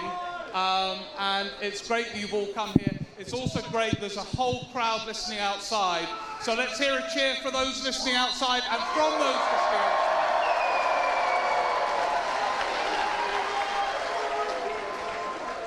Okay, before Roy and Greg take part in the next boxing match, we're going to have a conversation. Roy, could I begin by asking you, and by the way, we've got about half an hour, you won't hear Roy if you need to show your adulation. Roy, when you got the call to, I mean, I'm a political journalist, it's very interesting how watching Miliband, and Cameron battling it out, aching for that top job.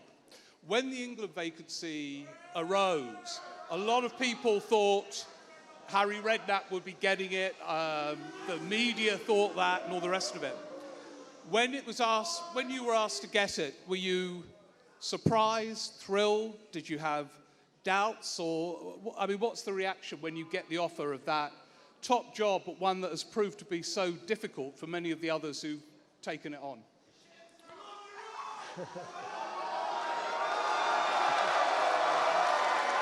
Thank you.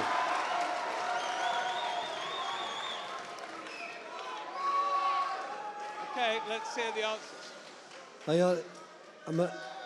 I'm afraid my voice isn't very good tonight, so you'll have to listen carefully. I felt very honoured, very thrilled, of course. Surprised, I don't know. There'd been a lot of talk initially that maybe I would be one of the favourites for the job, but then, of course, in football, sometimes the team you're coaching isn't doing quite as well, and someone else's team is doing a bit better. But it didn't come as a complete surprise to me, but it was a great honour, a great thrill, and it's something I've really enjoyed doing, and 3 years into the job, I enjoy it more and more each day. So thanks for the question. And we'll ask you about your experiences over the last 3 years and your reflections on some of the players and so on. Greg, when you got, I mean, you've been a great football fan for a long time.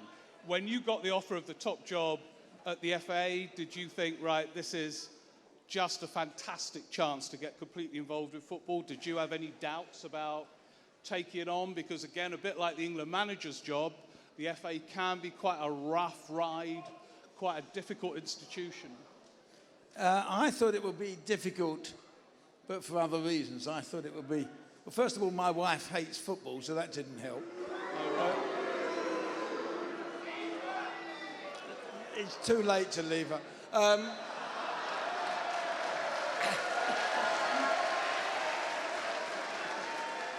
No, I just knew that the FA is a pretty bureaucratic organisation, and organisation is quite difficult. And I knew it would therefore be lots of interesting intellectual challenges, but not easy. And that have you found that to be the case? That it is very bureaucratic? And not so much no, because I don't take a lot of notice of that. But right. It's not. But it is. But getting change is quite difficult. Yeah. Yeah. So Roy, if you had got that job, because Greg has put a great focus on getting more homegrown players into some of these top clubs. Like Harry Kane. Like Harry Kane. We'll talk about Harry Kane in a minute. Do you think it's harder being England manager now compared, say, with the 70s and 80s, where most of the top clubs, you would have had mainly English players, maybe some from Scotland, some from Northern Ireland and Wales, but not this huge number of foreigners? Or do those foreigners coming in lift the quality of the English players? Yeah, well, I think there's no doubt that the league, the Premier League, is so strong nowadays, and we are grateful, I think, to get some of the best players in the world playing in the Premier League, and maybe that helps some of our players too.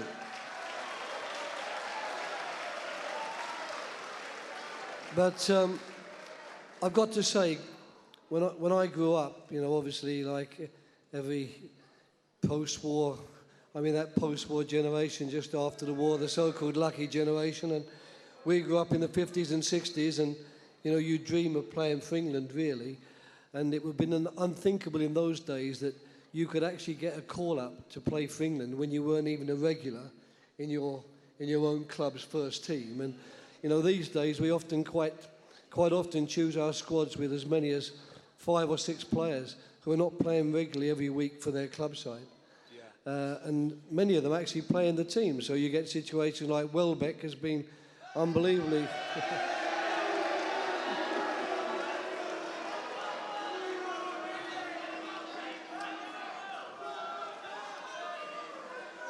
I see he divides opinion, but he doesn't with us because he's been ever so successful with us, and yet a lot of the time he's been coming directly from reserve team benches. So things have changed, but the point is you have to get used to change. You know, there's no point complaining and turning the clock back, but what Greg's trying to do is very important, and that is making certain that the good young talents we get in our academy get a chance to play football and get a chance to show what they can do. And we're very grateful to the Masons and the Kanes and the Townsends and showing us the way. So, Greg, how's that going, this attempt to sort of get more of these Kane players into first teams? It's difficult because you're trying... I think there are now a generation of very good kids playing in the academies. But it's harder and harder to make that jump from an academy to a first team. And it's going to get worse again because the latest television deal is so large, the clubs will have more money. And if you look at the stats, every time there's a jump in the television money, there's a jump in foreign players. We want the best foreign players here, but there's an awful lot of workmen-like foreign players who come and don't get in the squads and don't really play in the teams. What we want is more kids getting into the squads. And do you think you will pull that one off, that we'll have less foreign players in the squad and more homegrown players in the squad? Well, we're trying to change the rules. We changed the rules on the number of non-European players that can come here, and now we're trying to change the rules on the number of kids that, the number of homegrown players in the squads. We'll see if we succeed. Roy, you've travelled in many different countries, worked in many different countries. Do you think there is a problem sometimes with the English players in terms of flair, skill, self-confidence, compared with some of the other countries that you've worked in and other teams that you have had to play against? No, I don't, not at all. In fact, I think we're getting better and better in that respect. The work that's going on in the academies, the work that's going on at a sort of a youth team level, I think our players are getting better coached. I think these days when I work with the quality of the young players we have, I would very much doubt if I would find that different if I went to Italy, Spain or France. Mentally, maybe we still have a lot of work to do. Maybe we need to toughen up somewhat, especially when it comes to competition times. We need a bit more of a Germanic mentality, but we can get that as well. So we need maybe a little bit of support as well. It would be quite nice to take you lot to Wembley next time we play.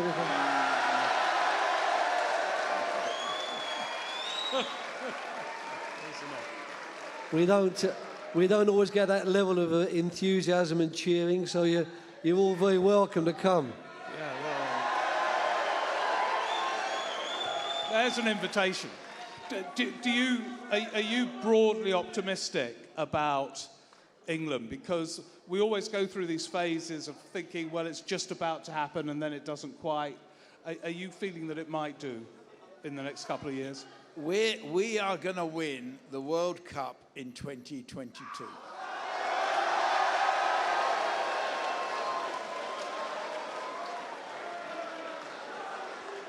Which World Cup? 2022. 2022. Will you still be England manager in 2022? No. Not unless Not unless they wheel me out in a wheelchair and a Zimmer frame, I think.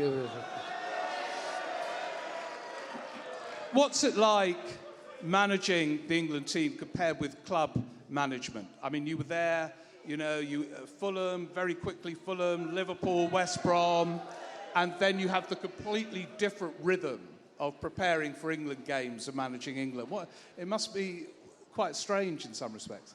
Well, I think you've got to make very careful use of your time, because although we've got the players with us all the time, you can only do a certain number of coaching sessions on the field. So we have to work very hard on our theory sessions to make certain that we get our message over to the players. So it's intensive, much more intensive than, you know, when you're working a club side where you do have that much more contact with the players. And the other thing I have to be careful of is, because I so much enjoy working with the players and working on the field of play, I have to be careful to remember that for them it's just another training session of the hundreds they've already done, whereas I might have been waiting for 3 months to get out and do that coaching session. So I have to be a little bit careful, but the players are a joy to work with, and anything you read at any time about players being problematic or not being professional or not loving football, then, you know, basically you're not being told the truth. They're a real joy to work with England players, and I would define anyone as something different. Right.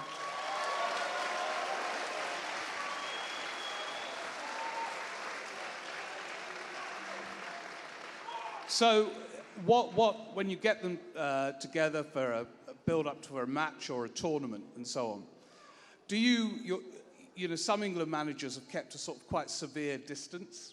Some have appeared more kind of chummy with them. What's your approach? I think your predecessor was quite a sort of distant disciplinarian, wasn't he? How do you approach the relationship with the players? Well, I think it's a question of realising, first of all, that they are the most important people, because people don't come to football matches to watch me, they come to watch the players. And, you know, these are the artists, and no. Yeah.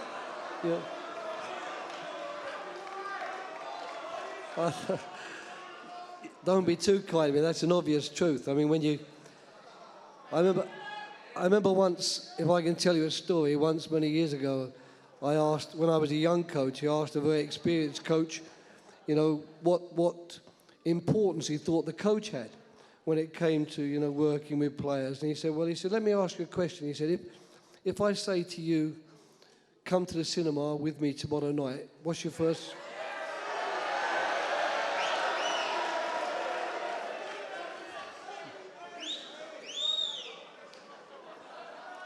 It was very different in those days. You could go to the cinema with men then quite happily, and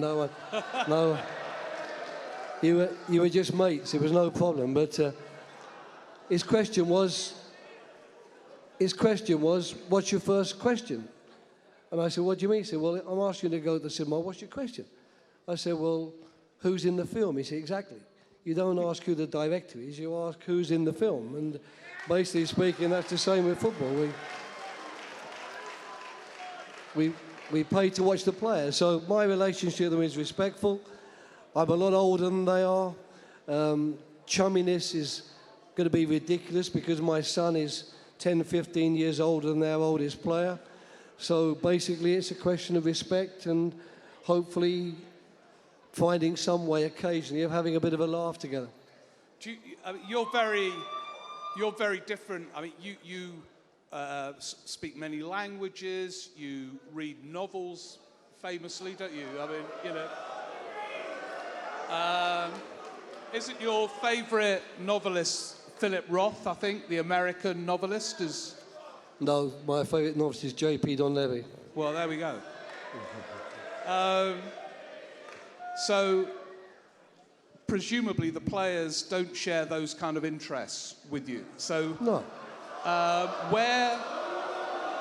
Where is the sort of common ground? How do you form conversation?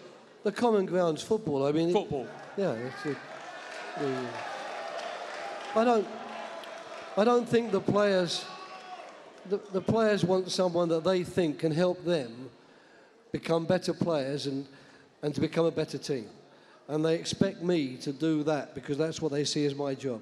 They don't expect me necessarily to converse with them about music or books or films because we have different tastes. Yeah. But I'm quite happy with that. I mean, I've come to terms with the fact that I will never be as clever on computers and with the mobile phones as they are, and they come to terms with the fact that the people I like and the music I like to hear, they wouldn't ever listen to if they were paid to. So. Of course, one of the big differences, Greg, is compared again with even 10, 15 years ago, is the tons of money the England players earn. And one of the things I think you're trying to do is get some of the money. I mean, football's a massive business now, isn't it? More of the money down to the sort of grassroots level. Now, how's that going as a project? Well, I'm trying to change the FA so we can save £30 million a year and spend it on coaches and on grassroots facilities, really. Yeah. And, you know, mind you, anybody... could I just point out that I did score the first ever penalty on the all-weather pitch here?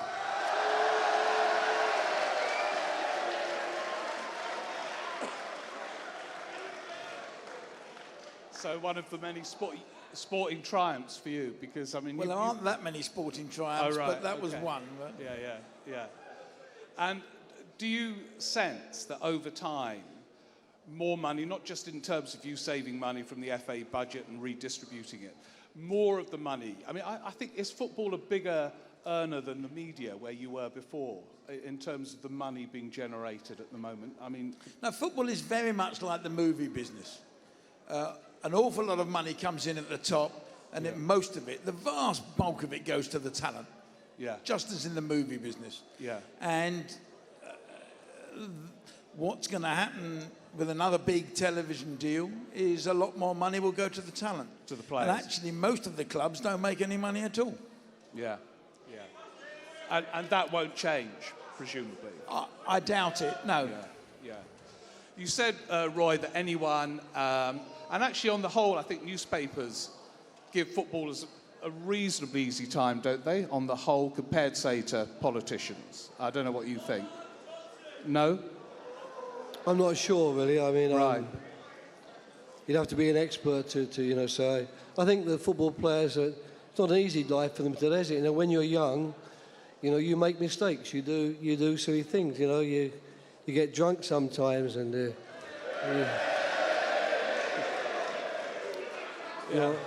you maybe smoke a shisha pipe you shouldn't smoke.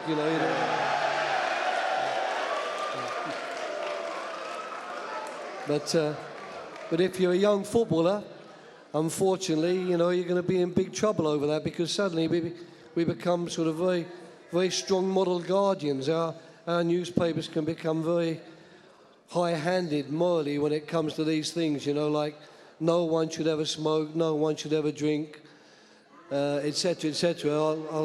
I'll stick to those two, I think, for the moment. But unfortunately, in life, people do, and I'm afraid footballers are people. They're not gods. They try very hard to be sort of good moral arbiters and set a good example. But unfortunately, from time to time, they're going to get caught out. And these days, with the mobile phone, you can't even trust your friends not to take a picture of you and sell it to a newspaper. So it's a bit tough, Let me ask you about a couple of... I mean, you have to make these big decisions all the time. Making Wayne Rooney captain, that must have been a big call. Tell us about that, what your thinking was to make him the captain. Well, we've been very lucky. At one stage, I was working with John Terry, Steven Gerrard, and Frank Lampard. So there you've got three natural captains. All of a sudden, of course, Terry disappeared very early on, but then at the same time, both Gerrard and Lampard retired from international football. So suddenly, you're looking suddenly at a group of players, and you're trying to think, well, who's the next best man now to take on this important role? I always got on very well with Wayne Rooney during during those years before. I thought he was an excellent player. I found him a good character.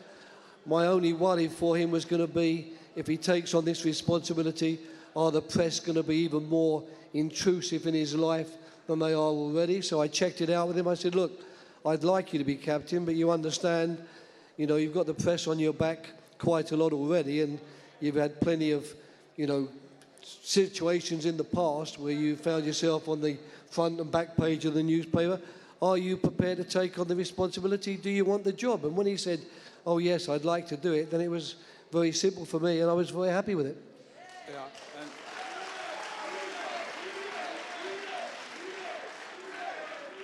and sorry, Ed. No, I was just going to ask a question to the people in the audience here. I mean, I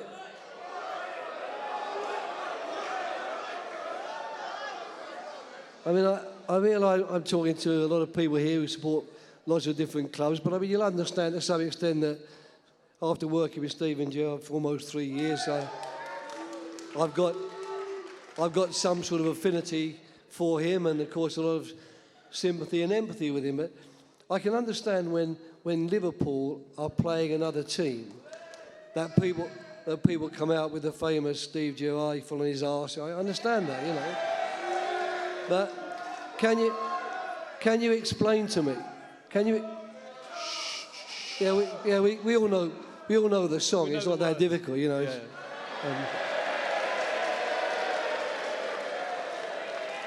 But what I like someone to explain to me sometimes, when I'm watching Southampton play Stoke, why suddenly people are singing Steve Gerrard, Gerrard. I don't understand the connection between Steven Gerrard playing for Liverpool when two teams have got nothing to do with Steven Gerrard are playing. But maybe one of you later on can pull me aside and explain to me the fans' thinking behind that one, because I can't work that one out.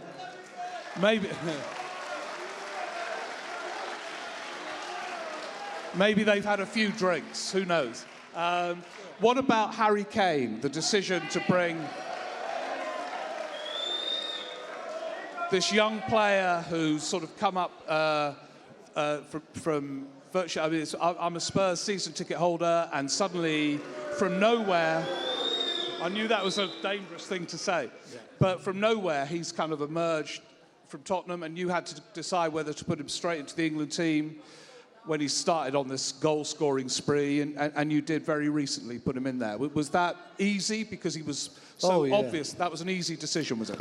At the time, it was a very easy decision, but I think the thing about Harry that we need to remember is that we've been talking earlier on, and Greg was talking about the pathways and trying to find a way to get our players from being wonderful players at their clubs at youth level, but not getting into the first team. Luckily, Harry was sent out on loan to a couple of clubs and, you know, honed his trade there, and then he was lucky that when he came back, he first found a manager in Tim Sherwood and then one in Mauricio Pochettino, who were prepared to give him a chance to show what he can do. And when he got his chance, he showed that he was every bit as good as some of those players that Tottenham have paid a lot of money for. Absolutely. And, you know, he kept them out of the team. They can't get in the team now. We're really pleased with him. Why does that not happen more often, given what you were saying you wanted to do just to get some of these players in the squads? The Kane thing seems almost freakish in that it doesn't happen very often in the Premiership. Well, these remember, days. if Sherwood hadn't been the manager, I doubt whether Harry Kane would be there today. No. And Sherwood's job before being the manager was being responsible for the kids between 18 and 21. Yeah. And that's the time you've got to get them games. Why don't more do it? There are some managers who don't like picking English players. There's no doubt about that. I think so.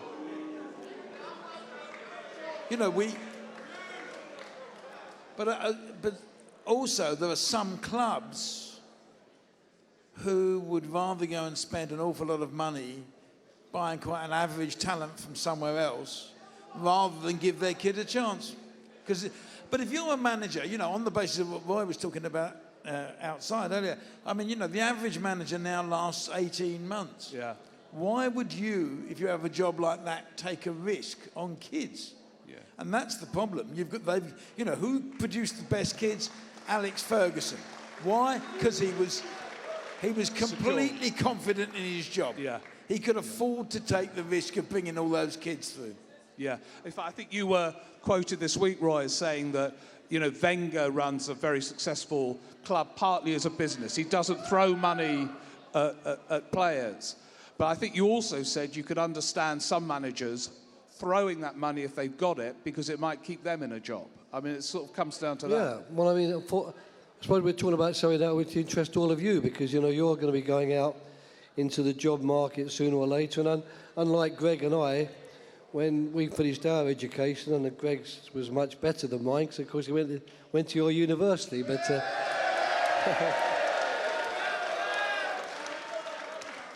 but you know, we're probably being a bit too serious for you all here tonight, and I apologise, but the thing is that there was no question that we wouldn't get jobs.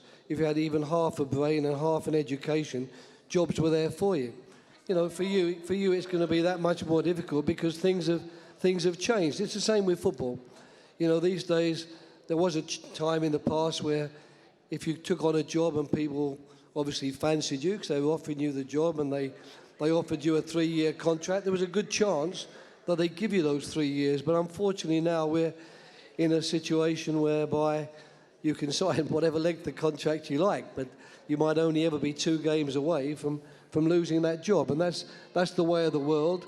What we can do about it, I don't really know, but it does definitely make a situation like Greg was just saying, that unfortunately, when a manager's got a chance to go and buy a well-known Dutch international for, say, £25 million, or he can take a chance on the 19-year-old he's been watching in the reserves, there's always a risk he'll go for the experienced man. And what's more, he won't be maybe criticised quite so bad if it doesn't work out, because the guy comes with such a pedigree, which the 19-year-old can't get until he starts to play. Yeah. So it's always difficult. We've only got a few minutes left. Greg, your reflections on this season, quite good for England, would you say, with the manager sitting here? Yeah, we won every game, haven't we? No, we drew in Italy. Apart from that, we've won every game, every competitive game. So it's a good season for, you know, after a disappointing World Cup, it's a very good season. Yeah, and domestically, a bit dull. Chelsea sort of walking it, and well, you know, you talk about Chelsea. Chelsea is an interesting example. Chelsea have, without doubt, the best youth structure in this country. They have the best youth teams in this country. And no one has got through that system and played regularly in the first team since John Terry. And that's the problem. And Roy, reflections there. Greg, you know, praised you for the season. The World Cup not so good. No. Why the difference? I mean, it's going in the right direction, but. Well, the thing about World Cups is, you know, if you lose your first game, you're on the back foot to start off with, and it's very small margins. After the first game against Italy, people were actually saying the team was looking quite good, and you know, they were really backing us to do well. But then, of course, when you lose the second one, you're out of the competition. So you're out. Yeah. I don't think we've necessarily started again, but it was a huge setback. But what it did, of course, it pushed some of the younger players even further into the limelight, because after that we lost players like Steven Gerrard and Frank Lampard, and it forces, if you like, people like if we look at what's happened to this year, the Welbecks, the Wilsheres, the Sterlings, it forces them, Henderson, it forces them into the limelight. And I believe these boys can take on that responsibility, and I fully agree with Greg here. Whether they're going to be able to win the next tournament, I don't know. Of course, I hope so. But I do seriously believe that England in the next 6 years will be very, very competitive. And if you keep getting close, you're going to win it one day, and I'll back Greg on 2022. 2022, England will win the World Cup. And, of course, the only thing you have to guarantee is that neither Roy or I will be around in 2022, so it's pretty easy for us to say we're going to win it. Yeah, but we will. And we'll win it for a couple of reasons. One, because it's now being held in November, December, which is much better for English football than being held after a long season. Yeah. And secondly, because we've got a clock at St George's Park that is ticking down to the day we win. Trouble is, we've got it ticking down to July, and the final's now going to be in November, but in December. But we honestly, we will get there. We will get there. Okay. And before we end, Roy, your reflections on, you go to game after game after game. What's your take on the sort of Premiership season this year? Well, it's been a very good one, I think.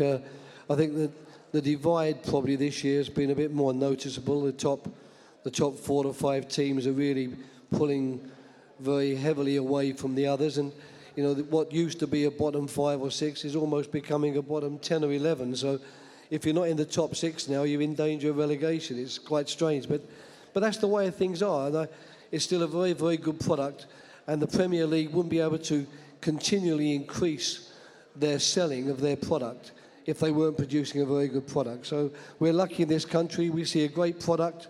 We watch the best players. All the best players in the world now want to come to England, which is great for the fan, but it does make our life at the FA that little bit harder, like we've explained tonight. But rather than complain about it, we're trying to embrace it and do what we can. And maybe when our young players do get through, they'll be tougher for having had to fight off quite a lot of stiff foreign competition to get in their own club team. From around the world. Okay.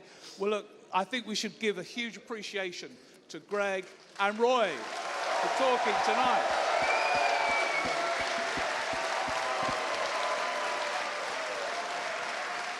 Thank you.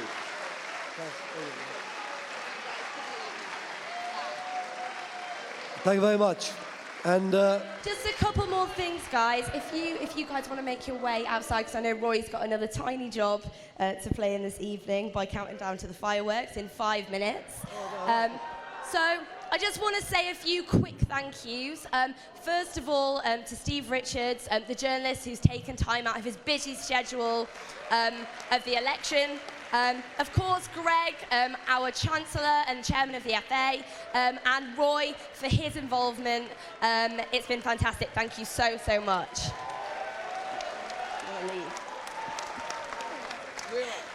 Also, I'd just like to thank our 2 headline sponsors. First of all, Aldi. Secondly, UPP, who without this opening ceremony could not have been possible. So thank you so, so much. Lastly, I just want to thank every student involved in tonight. It's been absolutely phenomenal. I'm sure you can agree. And good luck for the rest of the weekend, everyone competing. Make sure you support York. Hopefully on Sunday, we'll be lifting the Carter James Trophy. Thanks. Make your way swiftly and safely out to the lake. Thank you.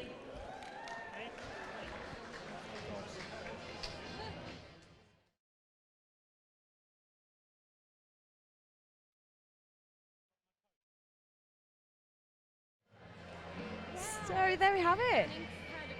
It really has.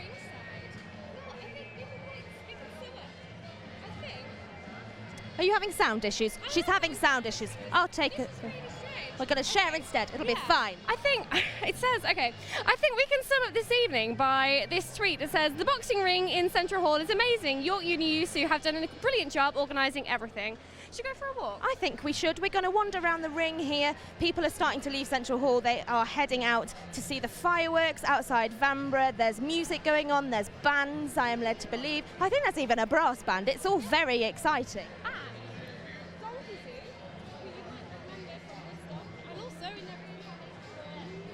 As Blued in Battle of the Bands, they are playing tonight, which is very exciting. There are also fire dancers. It's all very exciting. If you're still sat in your halls and you think, I'm near Vanbrugh, I can get there, we do recommend it. It's all, yes, of course, all very exciting, but going back to tonight, it has been absolutely amazing. We really enjoyed ourselves. I think it's very safe to say, 2 living legends on stage right here tonight. Absolutely incredible. But it's safe to say we had some legends of our own this evening, both from York and Lancaster. That final knockout punch was absolutely incredible, and to be sat here at the side was slightly terrifying. Yeah, it was quite a shock for everyone, and especially us because we were so close. Yes. It was quite scary. And don't forget, if you missed it and you thought, I looked away when that happened, you can catch up on our footage on YSV and LA1 TV later on, I do believe. And we have lots of coverage all across the weekend, so stay tuned to roseslive.co.uk and along Wires TV and LA1. Also, our friends at Radio, they're quite busy this weekend as all well. the student media people are doing things. It's all very exciting. We are now going to head back to the studio, but before we do, we'd like to say thank you very much for joining us at the ringside. We've had a really fun night. Back to you guys in the studio. Thank you very much to Jess and Grace down there. You've done a great job down there, and I hope you've enjoyed your ringside view. We now have a guest with us. We have Lucy Vice President Union Development, Damon Fairley. Yeah, have you Hello. enjoyed this evening? It's been absolutely fantastic. I must admit, at first I was quite sceptical about boxing being the opening sport, but I thought it was absolutely brilliant and it was a great night. And what are your plans for the rest of the weekend? So for the rest of the weekend, obviously I'll be supporting the Team Lancaster here, but we're going to Pop World tonight, so if you want to see a good party, come to Pop World. Obviously after the festival and the fireworks. But yeah, I'll just be supporting Lancaster's teams. Yeah, brilliant. So, your role doesn't really involve sport, but how involved are you in getting Lancaster prepared for Roses? Well, as you know, Chris, I'm very involved in every aspect of the Students' Union. You'd like to think. Yeah, I'm not actually important at all. I'm just some guy. I mean, our Vice President Activities isn't actually around at the minute, so they've dragged me to do this. I've not been involved in Roses that much, apart from being a supporter and a fan, and it's great that we've seen so many Lancastrians here tonight, and hopefully we'll see more throughout the weekend. And what are you most looking forward to for the rest of the weekend? I'm not too sure, to be honest. Hopefully a Lancaster win, but I don't know whether that will happen or not. But hopefully a Lancaster win, and I'm looking forward to seeing all of our sports teams. How have you found the support this evening? I think the support's been fantastic on both sides, I have to say. I think York's been fantastic, and so is Lancaster. I mean, we've quite clearly outnumbered here, but I think we gave it our all, and it's been an absolutely fantastic evening. Yeah, it's been brilliant. How important was it for Lucy to bring over supporters this year, which is something they haven't really done in the past? I think it was really important. In the past, we've not really, as you say, got the support over here. It's really key. I think you saw during the boxing, when the supporters were really going and chanting, our boxers generally did better. So I think it's really important we have support from both sides, whether it's a Roses home or away for either university. And I hope that in the future we see more supporters travel to the other institution for this event. Yeah, brilliant. And presumably, if you're going out tonight, you'll be spending tomorrow morning in bed with a hangover. But what are you intending to get out of bed in time to see? Or are you going to get up early? Yeah, there will be no hangover. I will be out. This is the first match. I will be there.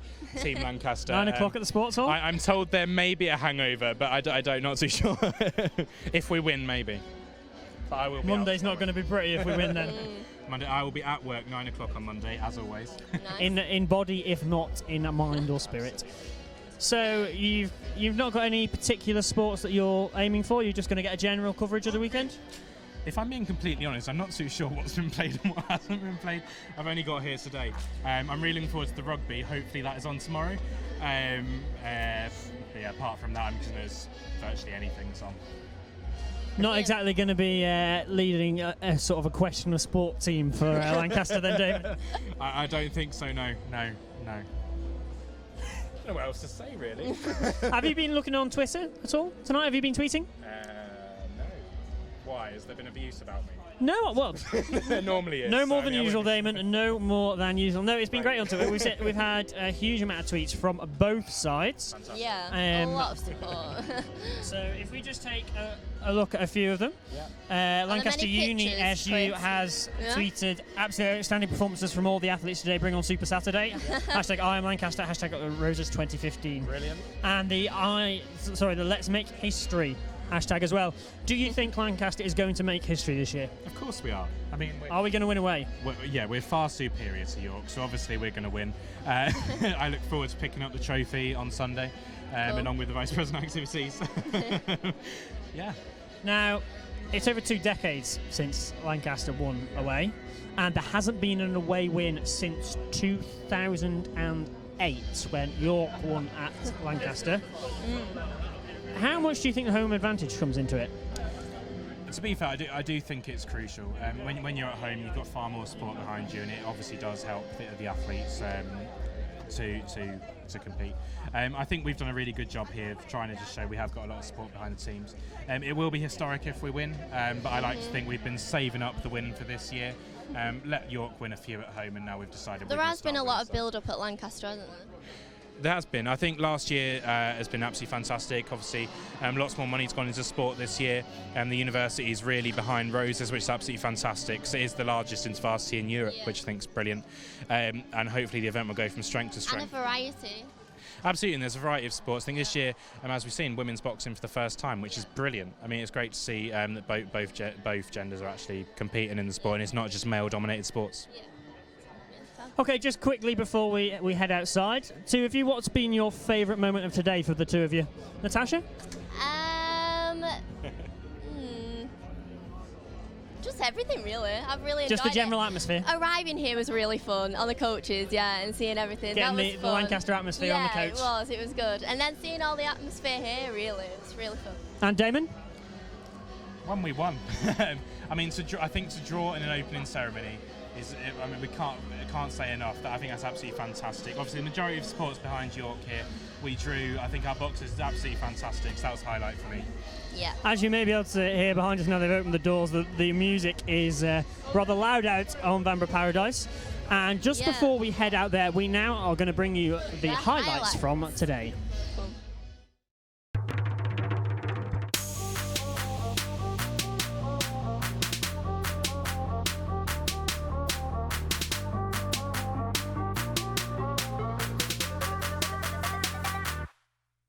Hello and welcome to Roses 2015. We're here in Central Hall in York for the opening ceremony. I don't know if you can probably hear it, but the atmosphere in here is absolutely amazing.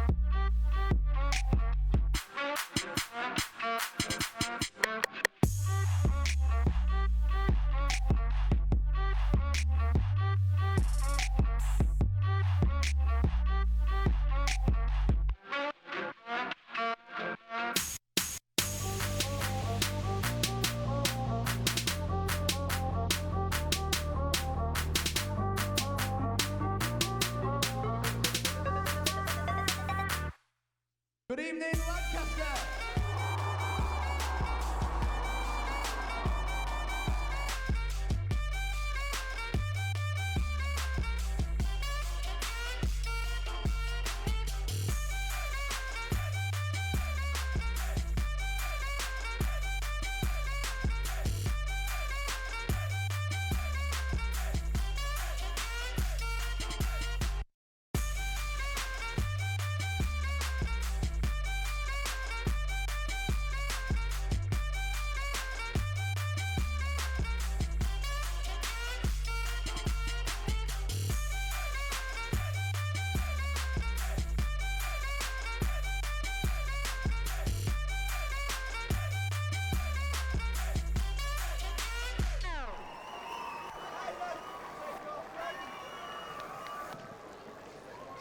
Well, I don't know how you can hear the background behind me, but it is absolutely crazy at the end of the first day of Roses 2015. And it's still all to play for, even though York have a slight lead of 39-32 that they've taken in the last few games.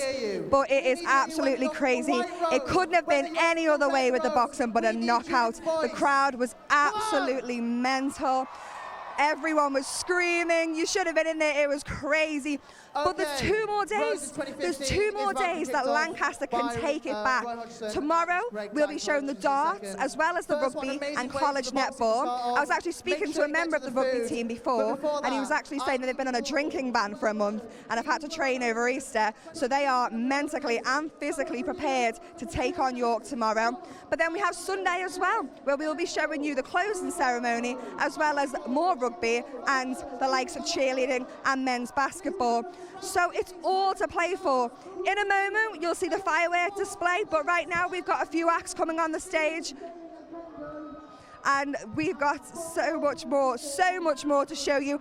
But it's absolutely mental. And if you're watching, whether you're in your uni at York or whether you're at home in Lancaster, come down tomorrow. Get an early train, leave on the latest train, just come and support, because this year it is crazy, absolutely crazy. Despite the fact that it was the 50th anniversary last year, it is 10 times bigger this year, believe me. Not only do we have Roy, but the expense that's gone into it, the festival, and this, like I said, is just day one. But the fireworks are moments away. But I don't know if you can hear it, but it's actually crazy. People are screaming, and the support has been great so far. Although I am a little bit disappointed that we don't have any foam fingers this year.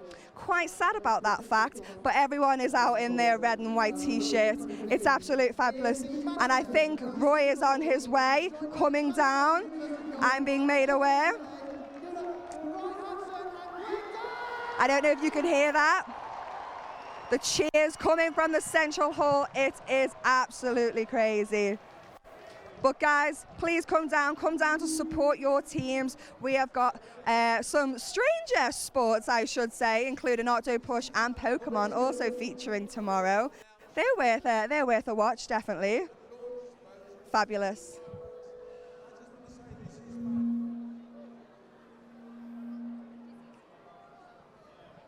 I'm not being... Not that camera. Not that camera. Not that camera. They're getting the Lancaster and York flags out. It is actually getting more patriotic as we speak. I don't know what the crowd size is this year. It's easy 1,000 people. Easy. It's just mental. Absolutely crazy. And can you hear those cheers? Wow, absolutely fantastic. But we will actually be bringing you live coverage of Roses 2015 all weekend. Both York and Lancaster student media will be here, both TV and radio.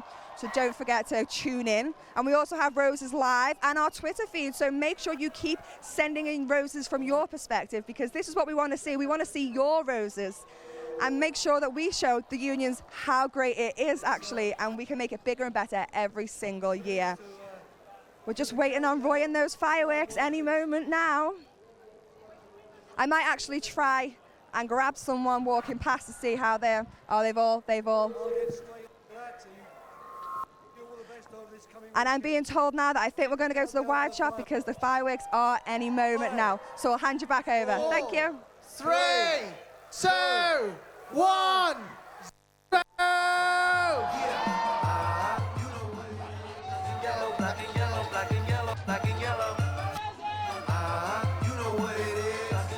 Get it in the air, York!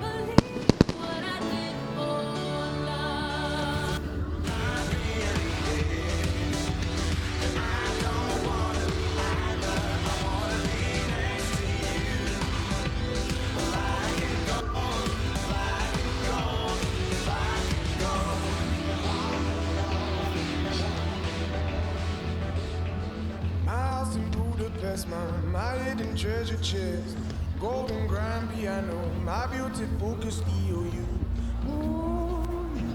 Ooh, I leave it. My acres of land, I've achieved. It may be hard for you to stop and believe, but for you, ooh, I leave it all. Ooh, for you, ooh, I leave it all. Give me one good reason why I should never make a change. Baby, if you want me, then all of this will go. How many artifacts, the list goes on. If you just say the words, I'll up and run to you. Ooh, I leave it all. Over you. Sorry. Give me one good reason why I should never make a change.